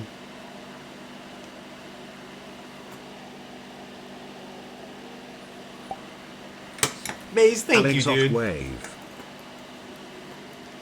Thank you, man. Imagine how many Nixies you can buy with 6K. Yeah. You know who has it, though, and I think he really enjoys it? Matthew Encina has the XDR, and I think he really likes it, so... I'd love to get his input on what he thinks about it, too. Not that I plan on buying one. I think they're releasing new ones soon anyways. Or they kind of announced it. I know Apple is a great display still. Okay, pause for 1 sec. You know why else I like this monitor? Because it's not, like, I think it's a glass display. So it's also not, like, plasticky when you touch it and go to clean it and stuff. And it cleans nicer, too. It's also glossy, which is something that, like, I need it. I cannot go back to anything that has the matte film on it. I do not like it. And then the construction of it's really nice too. Like, I don't know, it's nice. Yeah, I literally think that, I mean, I said this for years, even before I got this. Like, why is no one doing glossy displays? But yeah, it makes such a big difference, dude. No. I mean, I don't work in a room where I have lights behind me. So I use bias lighting now. Like, I installed some bias lighting, and I have like I usually use the light that I use for streaming for stuff. So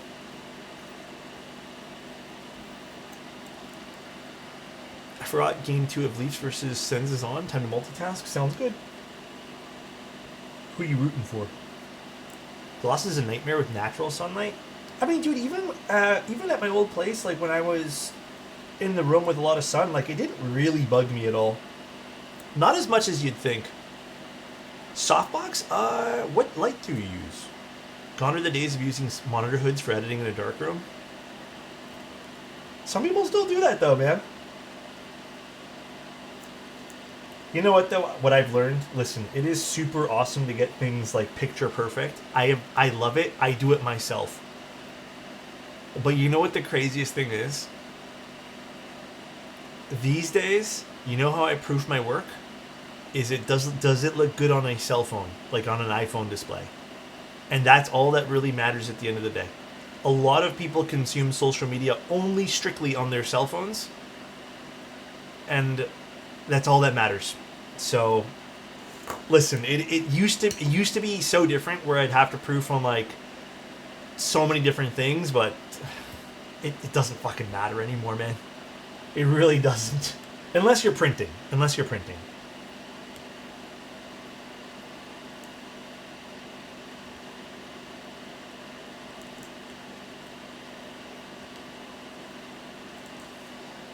Can you like blow out the colors on your next post? Why? Just to see what it looks like? You could. For funsies. I think my music's off. There we go. Hot swap on iPhones from now on. What size t-shirt are you wearing? I'm wearing a sweater right now. It's the large. Well, I usually just wear large. I'm 5'10", 6'6" on a good day, but I'm 5'10" on most days, and yeah, I will usually fit into a large, no problem. So, on a good day though, I usually have to get something bigger though, but it's like not a big deal. It's just it is what it is. You know what I'm saying? It is what it is. 5'9" without shoes. Nah, I'm 5'10".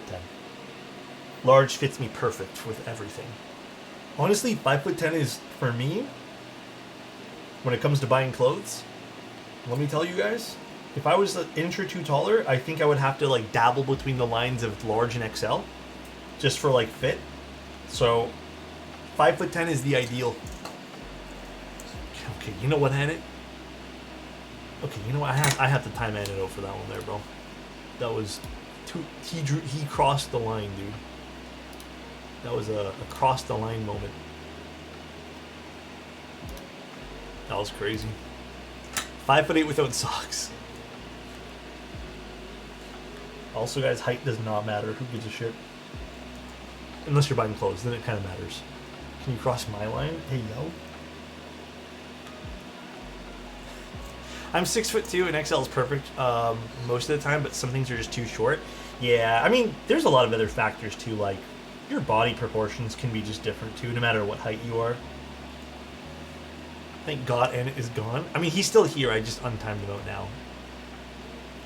He should pop up any second now. If not, that means he actually left. Oh shit, he's there. Tonight, guys, I'm going to watch some anime, and I'm going to make a big bowl of popcorn.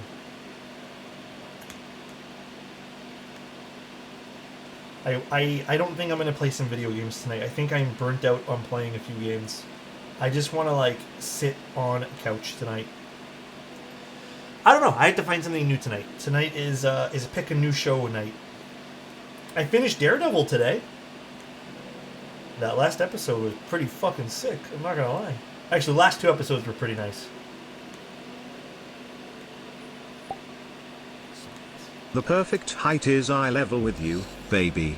Oh my god, Regalicious, how you doing, man? This guy makes me blush every time. Andor Season 2 is tonight? Like, just 1 episode, or is it all the episodes? If it's all the episodes, I'll watch Andor. Fuck it. I thought it was out on the weekend.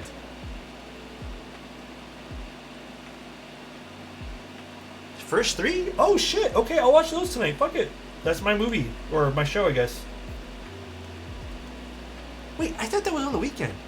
The ending to Daredevil was so fire. Dude, it was so good, dude. So fucking good. I was starting, like, the first 3 episodes of Daredevil, I was like, it's alright. But yeah, it got real good real quick. Liked that a lot. Low-key disappointment. Disappointed because I didn't know it was the last ep. You want to know why I knew it was the last episode? I have this really nasty habit now. Let me tell you guys about my nasty habit. Now, when I'm watching shows, I look to see if there's a next button. And if there's not a next button, I know I'm on the last episode, or whatever episode I'm on. I don't know why I developed that habit, because I kind of let myself down in some cases. Stop. I know. You know what? It's kind of ruined a few things for me. But the reason I started doing that is because sometimes I'll save the episode for a different day. Like if I really want to be hyped up. So this guy doesn't wash his hands when you... What the fuck, Ed? Spread rumors? No, I think split right shift on the TKL looks funky to me, but it's all personal preference. I'm not really a split right on TKL kind of guy.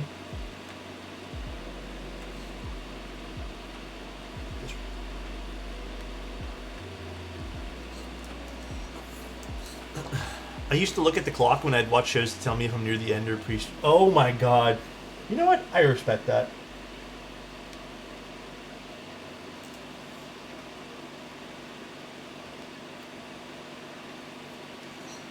One less stab to lube? Yeah, I guess so. That's one way to look at it. We're almost done soldering, and then what set do we want on this tonight? It is a gray keyboard. We can have plenty of options. I know there was 2 people asking for Shoshin. Shoshin is not a bad set to put on. I think that will work great if you guys are down for Shoshin. Dolch? I don't have Dolch.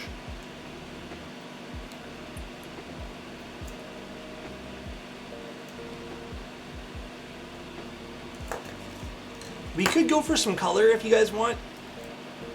Greg? I think I'm good. I might pass on Greg.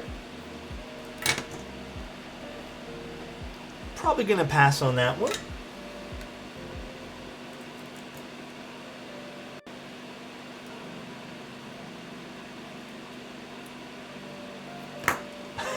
Serica might be fun on this too, actually. I actually don't mind Serica on this.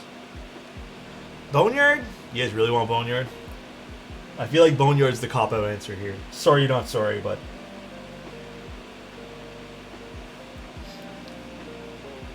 The yellow dog set? Okay, you know what? Miklon for the ISO Enter? Very valid.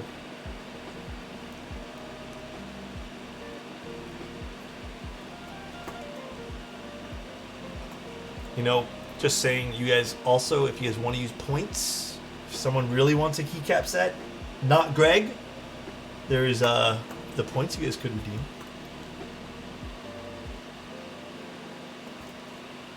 Not Greg. Yellow dog set. Okay, you know what? Thank you, Insty. Thank you. Insty just blocked the term yellow dog set.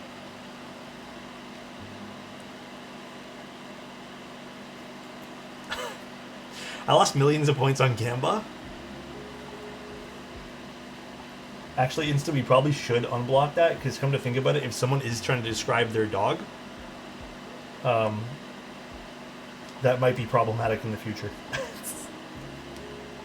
Maybe. But we can do whatever you feel free, you know? Read the manga a little first, then watch the anime. Oh, I should. I really should. There's a few animes I wish I had done that for first. Golden Retriever. I love Golden Retrievers. It's my favorite dog. All right. Let me just quickly wash my hand.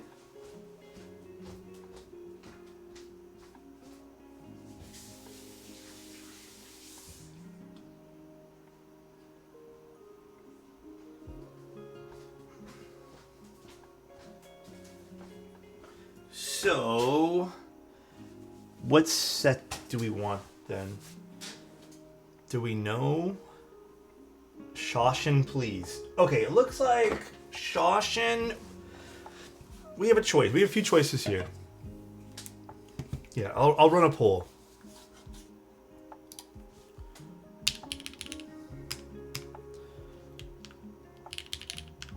Shoshin. Oh, that doesn't work. Or Serica. Or, I mean, yeah, Elquan's kind of right too. I might not even have keys for some of these. Or we can maybe pick like Miklon or something, but I don't even know where Miklon is. I have to go find. I think I have to find all these sets anyways, but 2 minutes to vote. Shoshin, Serica, or Miklon. Vibrato? Let's stick with GMK tonight, just because, again, kind of a baseline. Not that I don't like Kikobo sets, but we know what GMK sets sound like on a wide variety of boards, so it's kind of become like our standardized testing material here. You know what I do want to pick up? You know what my next GMK set's going to be, guys? Hear me out. It's a little bold, it's a little daring. I might get a second set of WOB, just to have. I know, it's very brave, but I'm really thinking about grabbing a second one. I did that too. Very bold, right? It is bold. Thank you for recognizing that. I love you. Good job, smart. Yeah, I might do it. So brave. Yeah, I know it's daring color choice. I know. Super daring.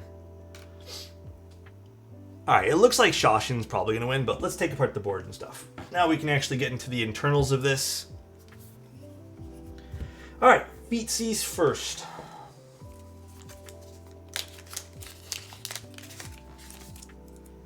So they do give you 2 extra feet, I guess, just in case you mess up. I like the little keycap things on the back here. Nice little pattern on the weight. Cute. I don't know if my camera's not liking this pattern. Very cute.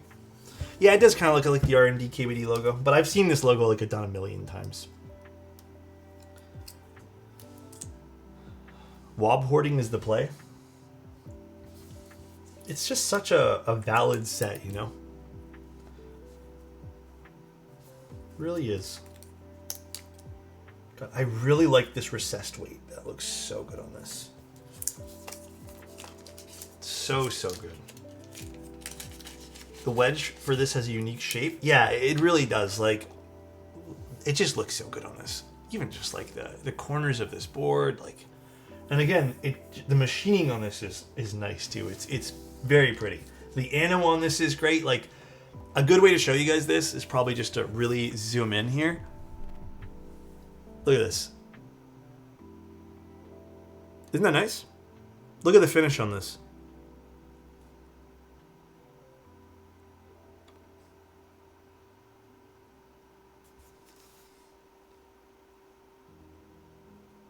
Gorgeous. Super nice. The radius on the corner came out lovely. They did an excellent job on this. Seriously excellent. Stupid sexy, yeah. I bought a set of Returned and they were fakes. Oh shit. Yeah, actually I didn't even think that could happen. Yeah, totally don't do that. Oh, you know what? I didn't install the LEDs. It's okay. I don't even really care. I don't even want them on. All right.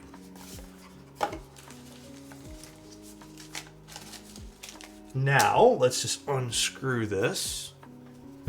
What bit do I need? Is this a hex bit? I think it is. No, I think this should just work fine. It does. Beautiful. No, it's not locked ISO. This is either or, but I chose ISO today out of curiosity. Actually, let's grab our little concrete screw tray here so I don't lose these. No, this is a group buy. It's priced around, I think the exact price was $338, but around $340-ish before shipping and taxes. Oh, jeez, almost fell. But it should run until next month, I believe. I don't remember the exact day off the top of my head now, but...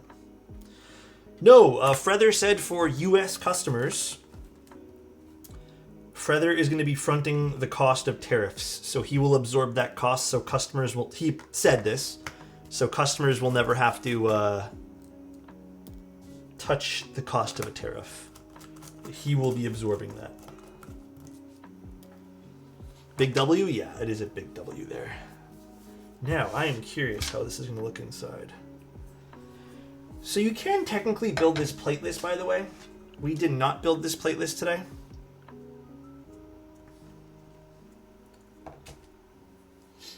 But, actually, out of curiosity, where did I put the other? Oh, there it is. I had to fix it still. Okay, so I love the machining on the internals here. This is so pretty. And again, if you guys want a close-up of this too, maybe we'll just leave this to be a close-up one. Look at that. Isn't that pretty? I know they're on the inside, but so pretty. Hot damn.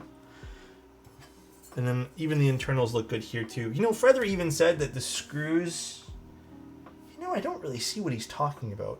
He said that the screw holes aren't done very well, like finish-wise, but I don't agree. I think they're done fine. They look good. So there's a few things now we can install here. I need these force brake things first.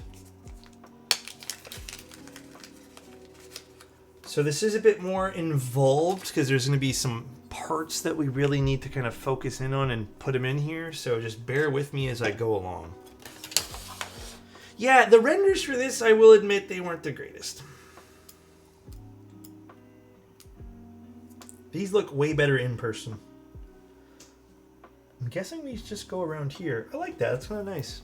I do like the use of Poron here too for most of the stuff. I do like Poron as a material. Not quite as reusable, you know. You kind of get locked into one way with Poron strips, but it is nice. Oh gosh.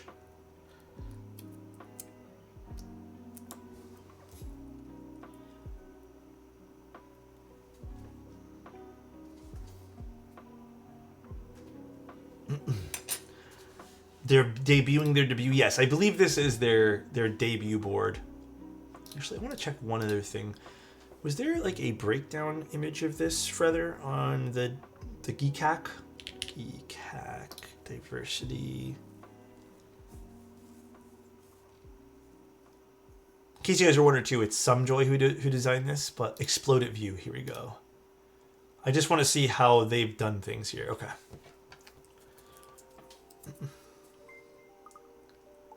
This keyboard sells on its classic, no fancy mounting style, just clean. Yeah, I think if you were after a very classy looking board, then this is a perfect pickup. But again, let's see how this sounds and feels first.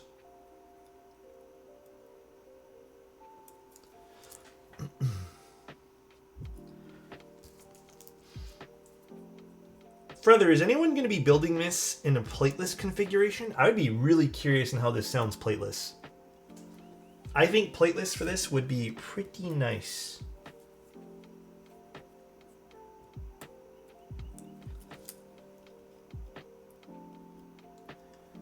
Also, Frether, these, I guess I'm supposed to cut this in half, am I? For these ones here, like a half circle type one? I'm assuming, because I only see like a little half circle here and it seems to interfere with this. So I'm guessing I should cut that in half. Yeah, I would love to see, I would definitely love to see a plateless variation for this too.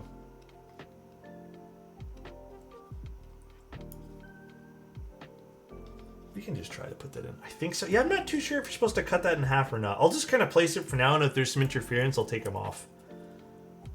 But they don't really sit too well in the corners, and it looks like it's indicating us to just chop this in half or something. Force brake attached.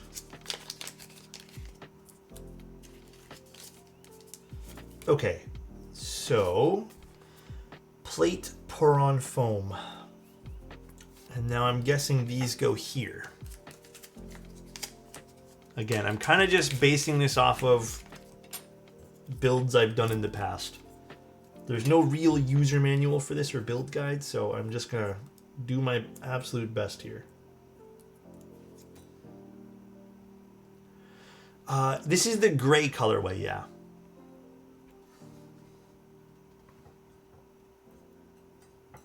Dude, your build will be the manual. Oh gosh, I really do think the renders for this don't do this board justice, and also the renders aren't even super great for the colors.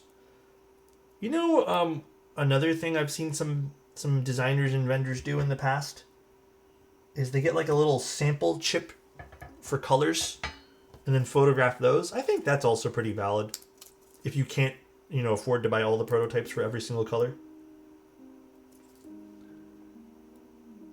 Oh, my stomach's growling.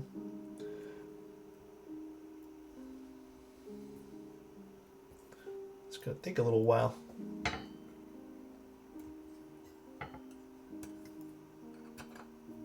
Okay, I'll do that one there last. Yeah, I used to get those from Salvin. Salvin used to send those out when he did his projects. He would send like a little sample card of all the different colors you can get. And I've also gotten that from another vendor as well one time, which I thought was really neat.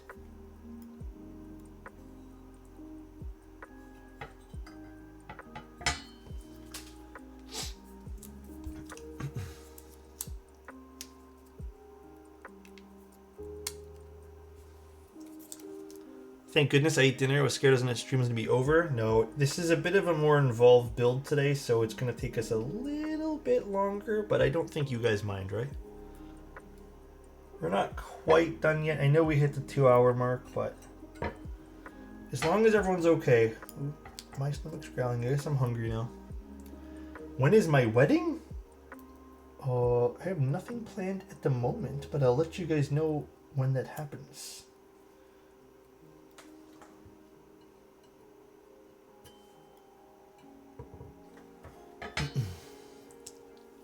Speaking of Salvin, there's going to be an in-stock run of the Thermal Round 2. Yeah, I saw that on his story post there. I hope they bring back the red Thermal. If not, I'm going to be pretty fucking sad. You know, that was one of my biggest regrets of the Thermal. I waited too long and never bought the red Thermal. Is there going to be red? Yeah, my original Thermal I bought in E-White because I waited too long and I was so fucking sad.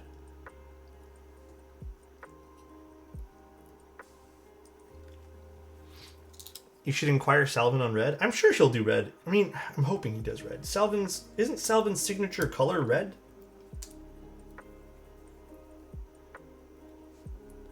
I'm not too sure now. 2 red versions? Although, again, I'm not saying anything bad about Cerakote. I kind of would like an anode red Thermal. But I wonder how a Cerakoted one will look, or a nicer coating. I have no idea. Alright, these are done. So this is now installed. What else do we got in here that I need to worry about? PCB pour-on. I don't think we need this. I'm pretty positive we can skip on the PCB pour-on, since we're not mounting it via the PCB. This is for plateless only, I think. So, although, one small thing I'm seeing which doesn't really make sense on this render. I'm guessing they changed that. On the okay, sorry, to explain what I'm looking at right now is on the exploded view, they don't have the top mount aligned with the PCB. They have the PCB mounting offset, so these don't interfere with each other, and I'm wondering if that's a mistake or something. The other PCB is the exact same mounting points, but okay, let's figure out if this works even like this. I didn't even notice that until right now.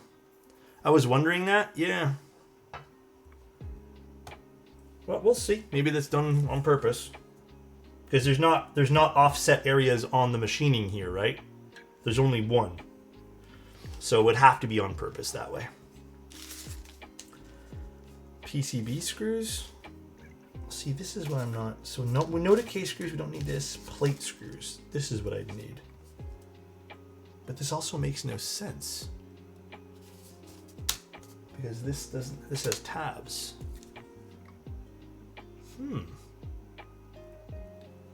I wonder if the hot swap one had tabs on it. I'm assuming it did, right? I wonder if the... Let's see. Hold on, check. I'm curious now. Where did I put the box for this?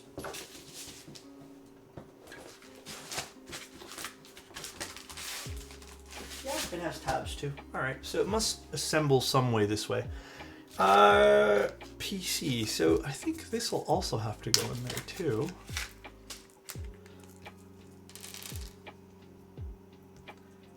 Does this just... So this doesn't really fit into this. Okay, now I'm a little confused. This doesn't fit into in between this. Am I supposed to cut these off? So... You know, I almost think this was done in error. Or... Yeah, Feather, do you mind getting some clarification on that? So this doesn't actually fit into this. Yeah, if they're on, this is too big. And there's also a plate screw, but the plate screw is really short and wouldn't be able to fit into this. So I'm not too sure.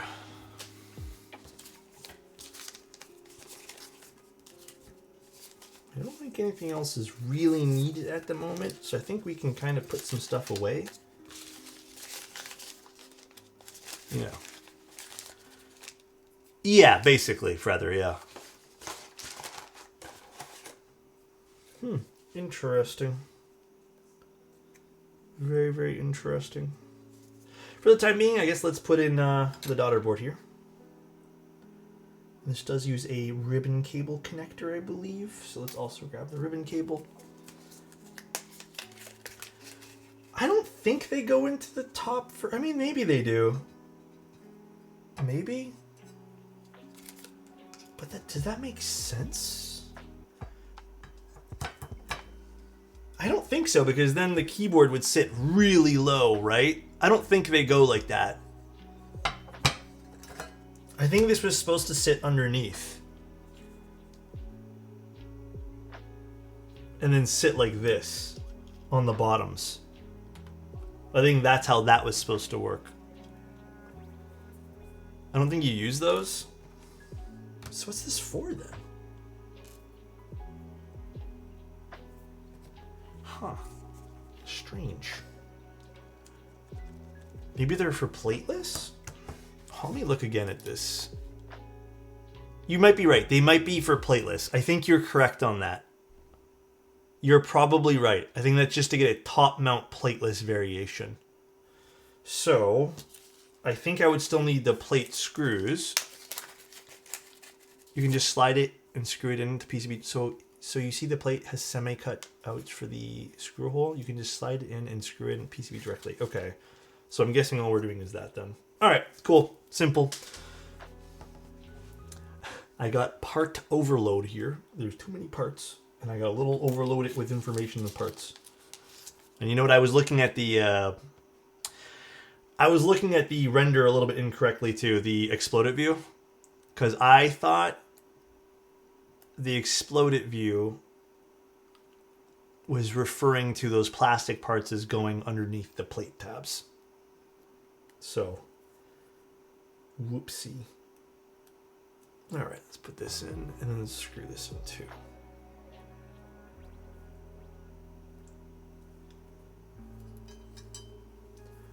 And then I guess I'm using PCB screw for this. Guess this one.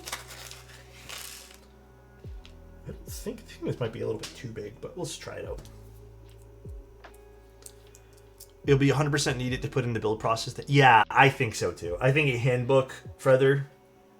I mean, it's a really cool board, and I think a handbook would also just add to the value of the board a little bit. Like, can add to the experience.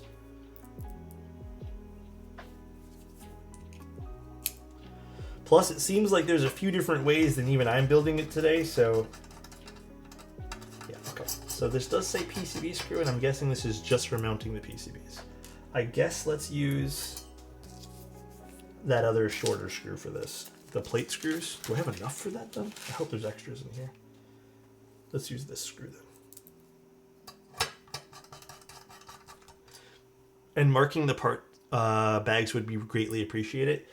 Yeah, I think even adding on the bags, like, some extra information, too, would be awesome for that. But for the most part, the bags are done pretty well. All right.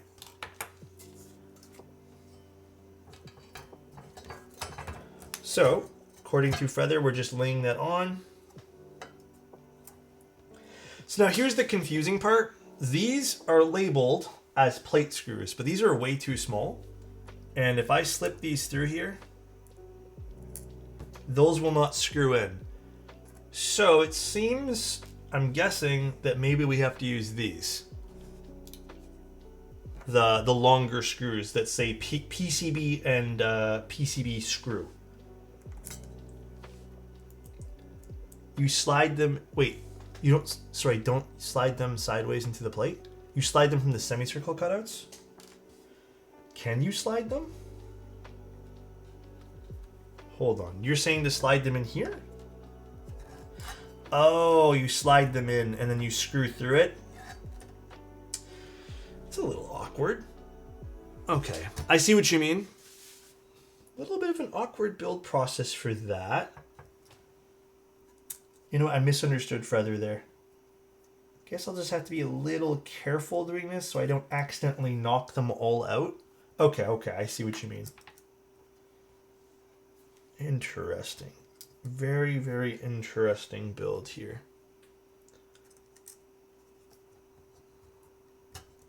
Yeah, we're going to have to be very careful doing this.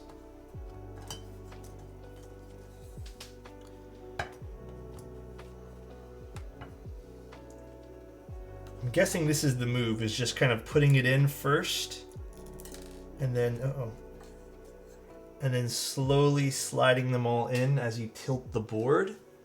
I'm guessing this is the move here. So in case you guys want to see a different angle, this is all I'm doing. Just kind of like pivoting the board upwards here. Yeah, I will also say this. I don't think this is the most intuitive way to do it. I think the original way the designer had it on their exploded view, where the plate was offset from the PCB mounts, was the better way to do it.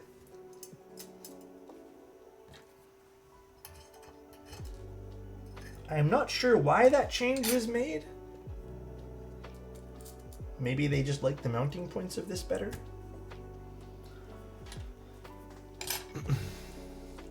It does mean that your PCB is free floating without being screwed to the top. Maybe gives a bit more flex. But I guess in a normal PCB circumstance, even if you offset them, it would have done that anyways. You know what I mean?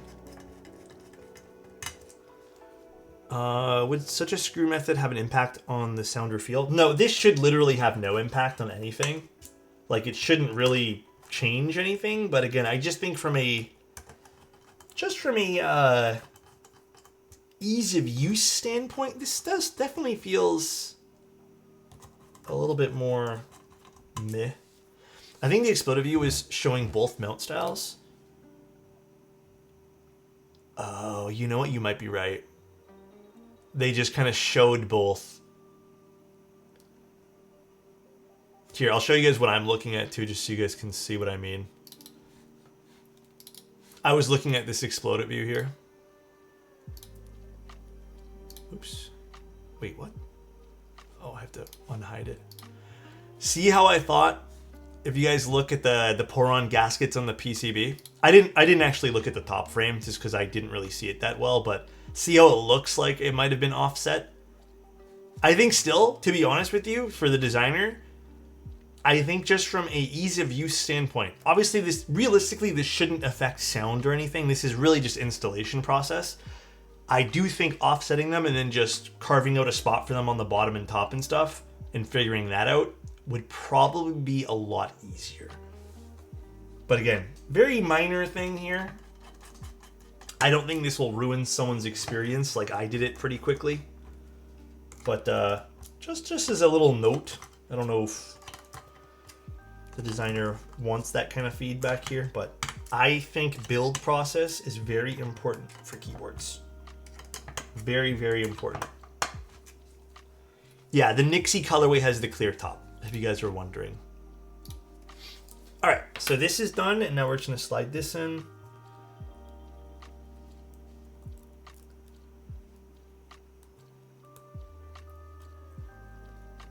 I do like that the daughter board is on the top frame. I will say that is a nice thing to have. I do like that a lot. No yanking the daughter board accidentally here. So pretty smart use of the ribbon cable here. I'll give it to them. Actual good use case of ribbon cable. No yanking allowed in here? Yeah. For real. The Nixie colorway have holes. Oh, I don't know. Feather, do you know if the Nixie colorway has metal inserts for screwing into the top? I don't know though, guys. I don't have the unit, so I don't know if it would or not. Also, would probably make a lot of people's decision for buying that particular one pretty important. And then, Feather, do you also mind asking one more thing? Are these extra little pads meant for force brake? Or are these for something completely different? Because this just said accessories. I would assume force brake, but because they already have these little circle ones that they're kind of put here. But I'm not sure.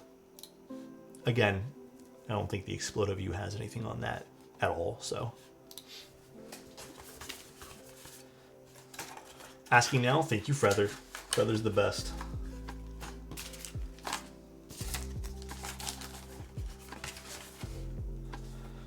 We can test the PCB. Yeah, let's make sure it all turns on and stuff. Actually, I'd be curious to see if there's a difference in sound with and without those things. I mean, yeah, it boots up. We typing. Cool, cool, cool. Looks like a sweet board. Now people must decide if 444 USD is good. 444 USD? Wait, what? 444? Where are you getting that price? Why do some cases have protruding lines inside? What's the purpose do they serve? I just ordered. It's 368 without extras. Yeah, it's a isn't it 338 or something? 348? Okay, if you guys want to know about the protruding lines on the inside here, they help with acoustics. I think that's one of the major reasons most people include them nowadays. Is I mean, even to some degree, these smaller lines on the inside here too. But what happens is when like a sound hits a flat surface, it will equally bounce back. When a sound hits a ridged surface, it will scatter differently, which can help with something like, if, for example, if you have a primarily aluminum build and you happen to use some protruding lines like this, or just some, some of these framework over here, it can actually help the all aluminum build sound more full. So pretty good, I'd say. It's pretty nice. A lot of boards have been including these nowadays. There is other reasons, like originally what was happening was from some designer friends was they were actually milling part of the case, and this was actually, acoustics weren't even a thought process. Originally it was to kind of chip away at some of the material and then line it up with some of the protruding pieces of the switches, right? So you could technically have a thinner build, but also have some structural integrity from keeping these like framework lines in there. But mostly nowadays, I feel like it's shifted to acoustics. But originally, it was there was some level of like, hey, we want to bring the board down a little bit, and the way to do that is, instead of having to make this taller because the switches didn't fit, it was to mill out a little bit of extra here. But it depends. There's some different reasons and different reasonings. So that is usually what it is. Let me get Shosh in, and then we'll start putting this together.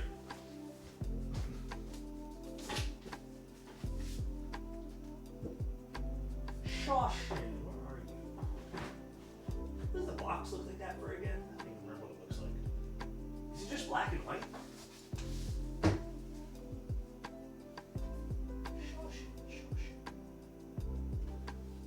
That's Sumi. That's Shoshi? That's Retro Leaf. Is that Shoshi?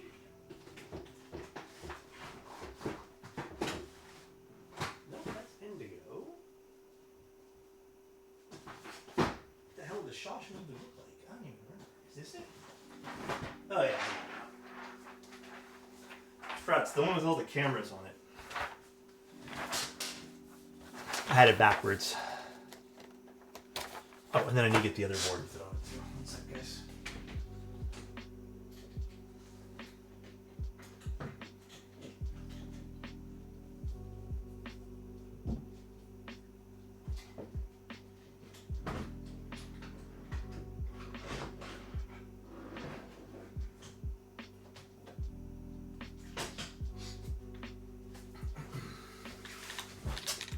Did Feather get back to me on the other thing? Actually, you know what? While Feather gets back to me on it, I need to use the restroom from all the hydration you guys made me do. Be right back.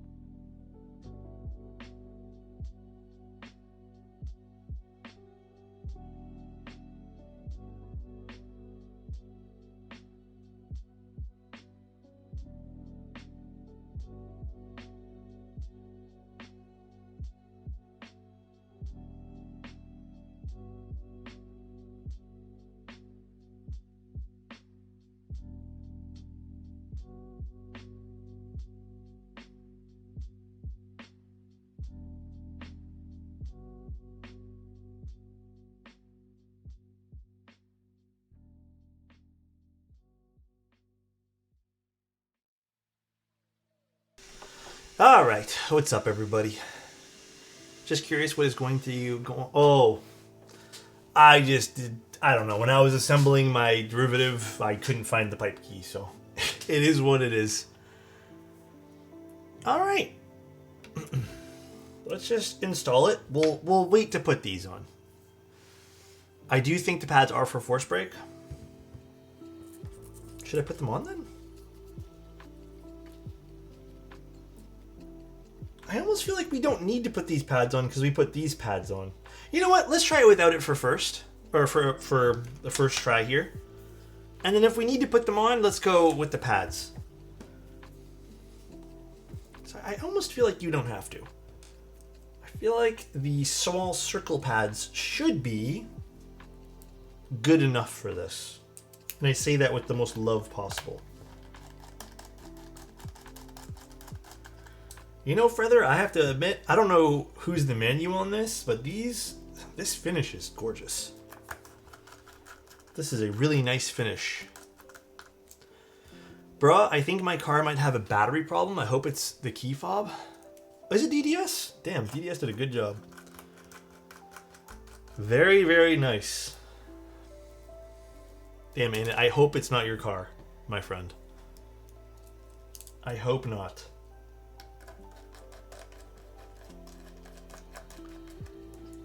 Oh, did they list it? Usually they don't list it. Sometimes they don't put it on there.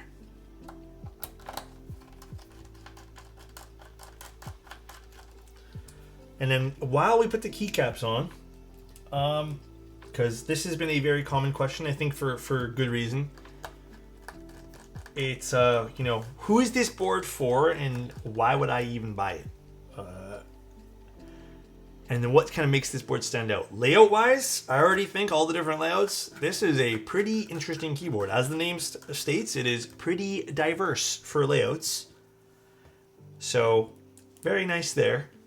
And then I do think that this is gonna cater to someone who's been wanting a fun TKL, maybe with a classic design language. The pricing's really good on this too, like $350-ish. You know, $340, $350 is pretty damn good, I'd say. So, you know, I think it hits the right notes there. The board is completely unique, yeah. It really is. Like, again, kind of like when we talked about the Alice Duo, this doesn't really have a lot of stuff on the market to compete with, you know? Like, plus it also comes with, like you guys said, 2 PCBs. The layouts are fun. There's some fun colors for this. Seems to be fun mounting styles. You can do plateless, which is really fun. Hell, if you get 2 PCBs, you can literally do both. I think a retro throwback in a very high-end model by just kind of stylizing Alex, the what's layouts your is really experience with Tapri and specifically lubing/modding Tapri? Happy Tuesday, Alexotos way. Thank you. I appreciate that, Coca. My experience? You don't really need to mod it that much. All you really need to do to get really good Topper switches, from my experience right now, is honestly just lube the sliders. But I don't have a lot of experience. Like, I can only tell you my very limited experience in that nature.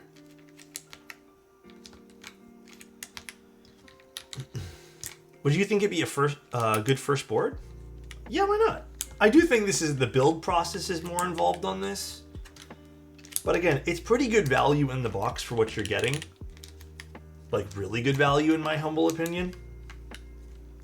And then again, when are you ever going to find a board like a TKL with like a macro column like this? Like, that's available. I already know someone's going to be, well, someone already released something. I'm talking about what's out right now.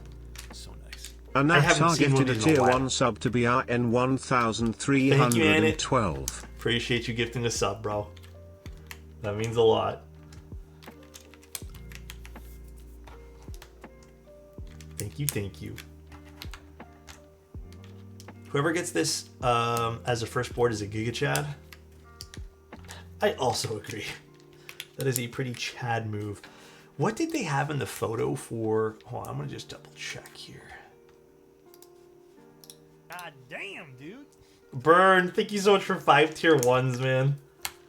What did they have up here? Let me go to Keyspin Series website. Thank you, Burn. I appreciate that, man. You're too kind, bro. Thank you, thank you. They had on the 9009.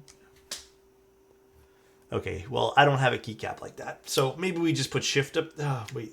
No, this won't fit up there. I got to figure out something that goes up there. Is that just a 2U or a 2.25U? I'm assuming that's just a 2U because it lines up with the rest of these. Yeah, 2U. So I got to figure out something that can go up there. We'll see. We'll see what we have in the box. Honestly, I don't know. We'll see what we can actually get up there. Yeah, we could do a blank space bar. We can figure it out. No rush.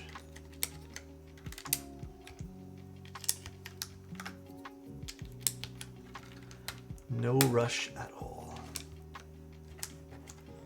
Maybe do WOB for the extra keys. Yeah, I could even just pull something off another keyboard here. I know what you said, Elquan. I know.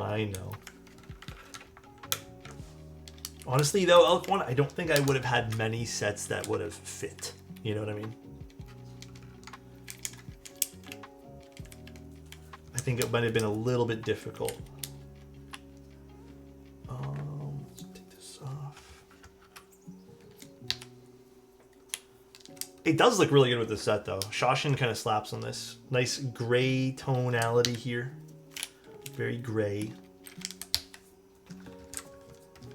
Put these ones here away. Baron, good choice, good choice.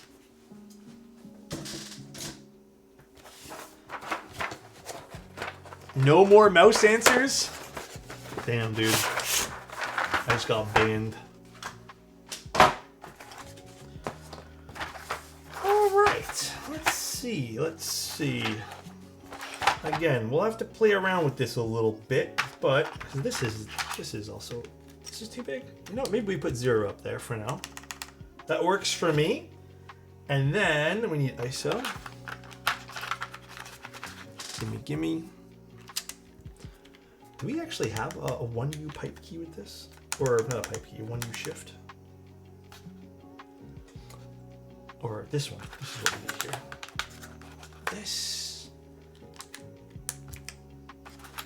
This goes here. Nope, that goes there. What am I doing?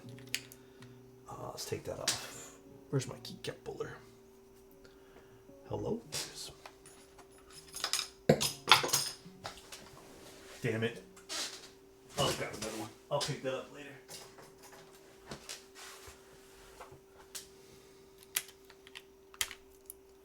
And then this we need... What does go over here? What can we put here that would even belong here on this set? This guy. There we go. Cool. So now we just need another 2U, which we got to see what we have here. For the sake of talking, I might just put this key here just to visualize. I know it's not really the right profile or anything, but whatever. And then I guess we're kind of good to just slap on some random stuff here, which, you know what? Do we put a bunch of artisans on this? You know what? Fine. Let's just do artisans. What do you guys think? Artisans? Oh, let's put these back too.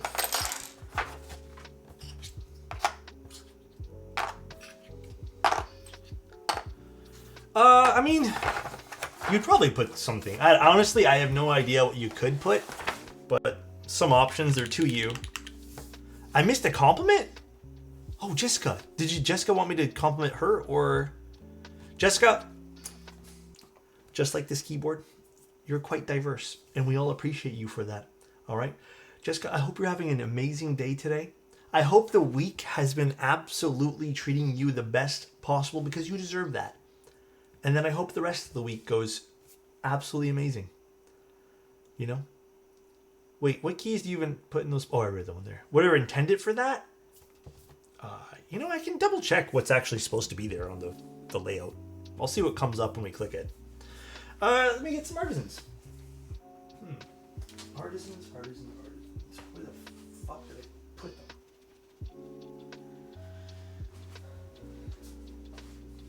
them?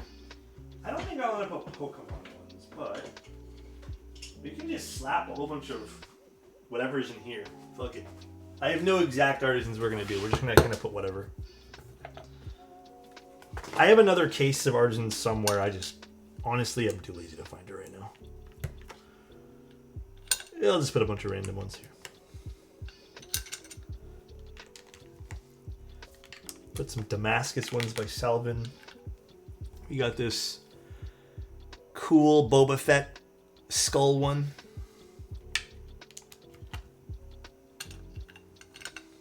Put some random stuff here.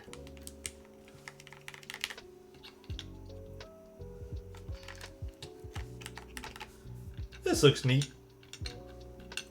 I'm vibing. I mean, that is an excellent thing for that too. That does look really cool there.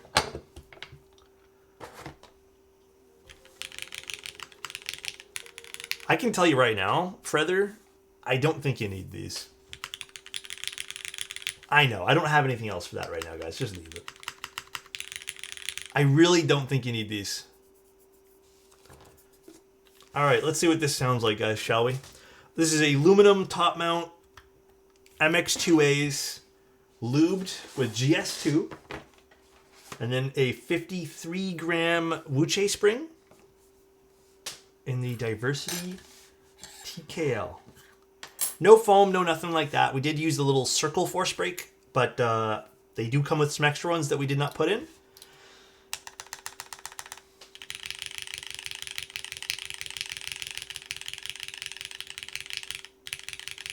I mean, this already sounds insanely solid.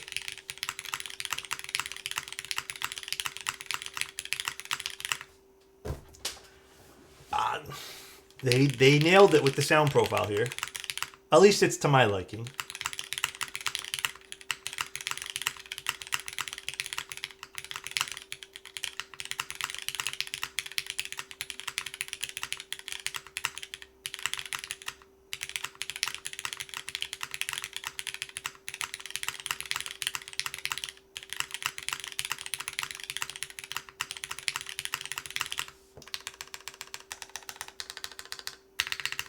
I do need to tune the spacebar up a little bit, but it's okay, just to show you guys.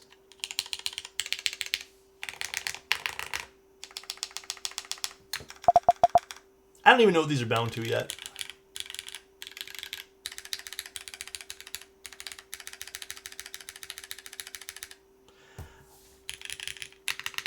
I'm surprised. Yeah, I'm gonna do some tuning of the spacebar right now. I'm surprised at the tonality of this board, considering this is top mount.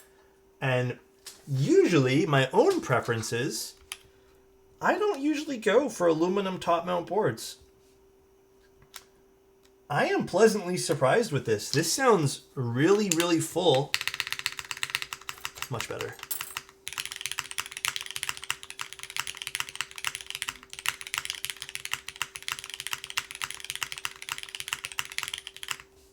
This sounds really full for aluminum top mount. Like, I am extremely, extremely happy with the way this sounds.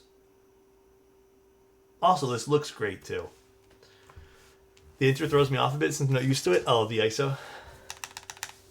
This is nice. This is really, really nice. I'm very pleased with this. And the price point's good too.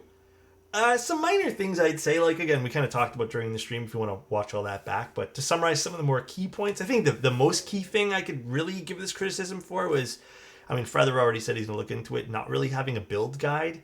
I do also think that the installation of the screws for the top mount is a little wonky, but I mean, it works. It wasn't like it was super difficult. It wasn't intuitive.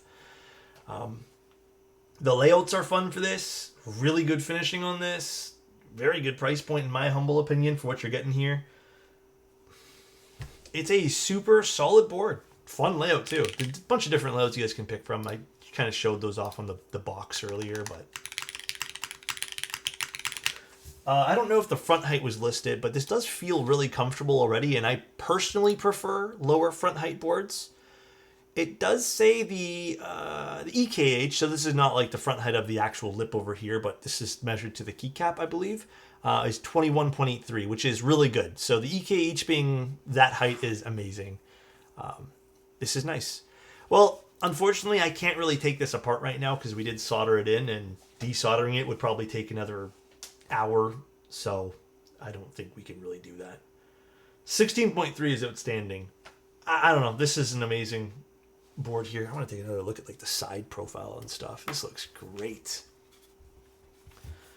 Here it is built with the side profile. Don't you go anywhere, you stupid cable.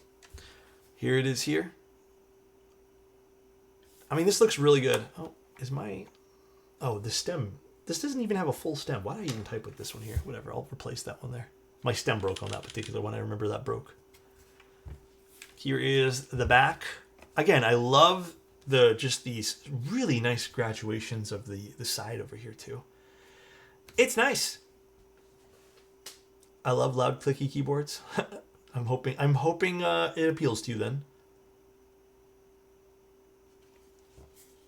They're terrible. Send them to me. Sorry, Evo. It is nice. It's a nice looking board. I like it. They did a good job with their first board here. Again, if you guys wanted to see that ever so slight lip on the front, it's there. Trust me. It's like the most baby of all baby cherry lips. It's just a small fall off on the front there. So, yeah, it has some weight. It's not terribly heavy though. Like, I wouldn't say this is the heaviest board I've ever tried in my entire life. So, yeah, this is nice. This is really nice. I am very, very pleased. Very, very, very happy with this. This is quite a nice build. You know, I really don't remember where I got this Boba Fett artisan from, Jedi. The heaviest build? Probably the Opus 1. That was really heavy. That had to be like, what, 10 pounds just for that build alone?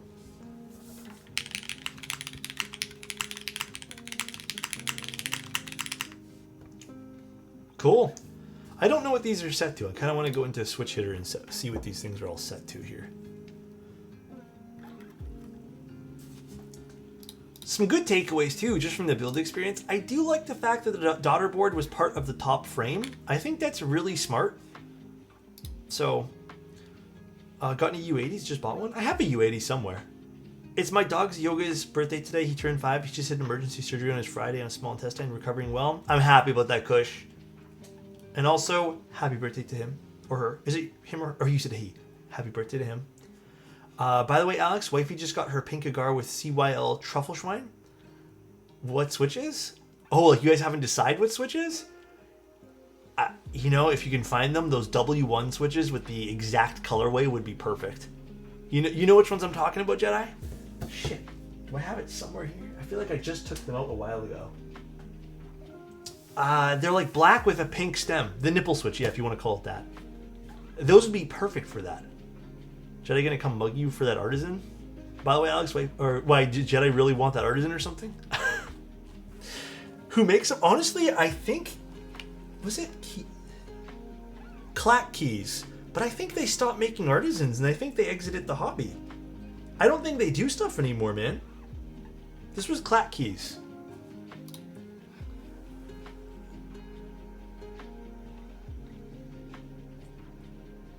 They used to do a lot of Star Wars stuff, come to think about it, but it was a cool one for sure. Those diamond switches from a while back are still some of my favorite switches. I think they're great, the diamond switches. I love W1 stuff. Well, I'm pretty sure we've covered everything we can about this board. I feel like I was being pretty nitpicky about the whole experience. And I know someone asked me if I can start saying, would I buy this board? It's hard for me to say that because I don't think I'm in the position right now to financially buy every board that I like. I'm sure many of us are. But you know what? If I was eyeing a new TKL or a TKL right now, yeah, I'd get this one here. I think the look of this, not even the layout. The layouts are fun too. I like the layouts. You know, you don't have to install these 2U ones. You can just install 1U. I think this layout's really cool. I would, if I was in the market for a TKL right this instant, I think this would be a pretty no-brainer purchase. I like the way it sounds a lot. This is very much up my alley. I like the macros on the left side. This would be an instant purchase, I think. I saw you had. Which one's that, Hyper? I'm not too sure. Do you know how to translate it from soft to hieroglyphics? I have no idea what you're talking about, Hyper. I'm sorry, man. Is it a keyboard or something? Want to summon your U80 and assign the side of it? My U80, I'm pretty positive, is a giant scratch on it. I have a E-White U80 that's kind of damaged, so. Lost. I don't know when, but apparently production finished today of those switches. So soon, maybe? Is this an Alex approved buy? Yeah, I like them. Can I message you for a Switch link? Yeah, sure. I mean, yeah, I think this is an approved buy. I think it's fun. You know, if I had to pick the layout, though, if I had to buy one of these fun layouts, a small part of me wants to be boring and just get this boring layout, you know, like the fun macro layout type deal, but what else is there? I think I'd be a little bold. Maybe I'd get the 2100 layout. I kind of like the empty space. I don't really use F keys that often either, but I kind of like that empty space in the top. And then getting an extra 3 keys here would be fun. Yeah, maybe that would be the one I end up picking for funsies. But if I want it to be safe, I'd pick this layout here. This is a very safe layout. You know, 2100 layout looks like a battleship. What about the 21NXX? Which one do you mean? Sorry. Had to step away. Can I get a quick sound test? Of course, man.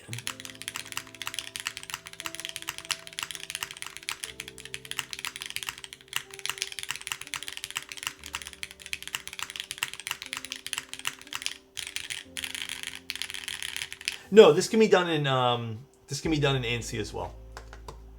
But I'm pretty sure that's about it, guys. I think that's it. Gotta look him up. Just sent a message to Alex. Okay, sounds good. I'll take a look after this, Jedi. I mean, no, this is a top mount. If you guys actually, sorry, I maybe forgot to cover that. This is a top mount. This is going to be stiff.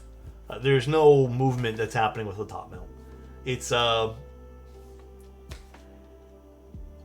don't even know how to word it. I do think those little pour-on pads they put definitely helps a little bit. Not in stiffness or anything like that, but maybe with some of the sound and vibration. But it's a stiff build. It's top mount. You think in plateless it might be a little bit better, but I mean, I wouldn't even expect much out of that. The PCB allows for split top left and split top right. Yes, you can do split on these. You don't have to stick with 2U. Well, I hope this was insightful. I hope this helped make a decision if you guys were interested in the board. I'm going to take off here. I'm going to take some pictures of this. I'll find some other keycaps to use for these. I don't really like these for the pictures. These 2U's that I used here. But, oh, you just found them? Are you talking about the W1 Story Jedi? Yeah, they might be sold out. I'm not too sure. But someone told me you can find them on another website somewhere. Take care. All right, guys. I'm going to go find someone to raid right now, and then we're going to take off today. We're going to be streaming again tomorrow at the same time-ish. So if you guys are interested, I will be live again. Only if you guys are interested, though. Let's go raid Manic.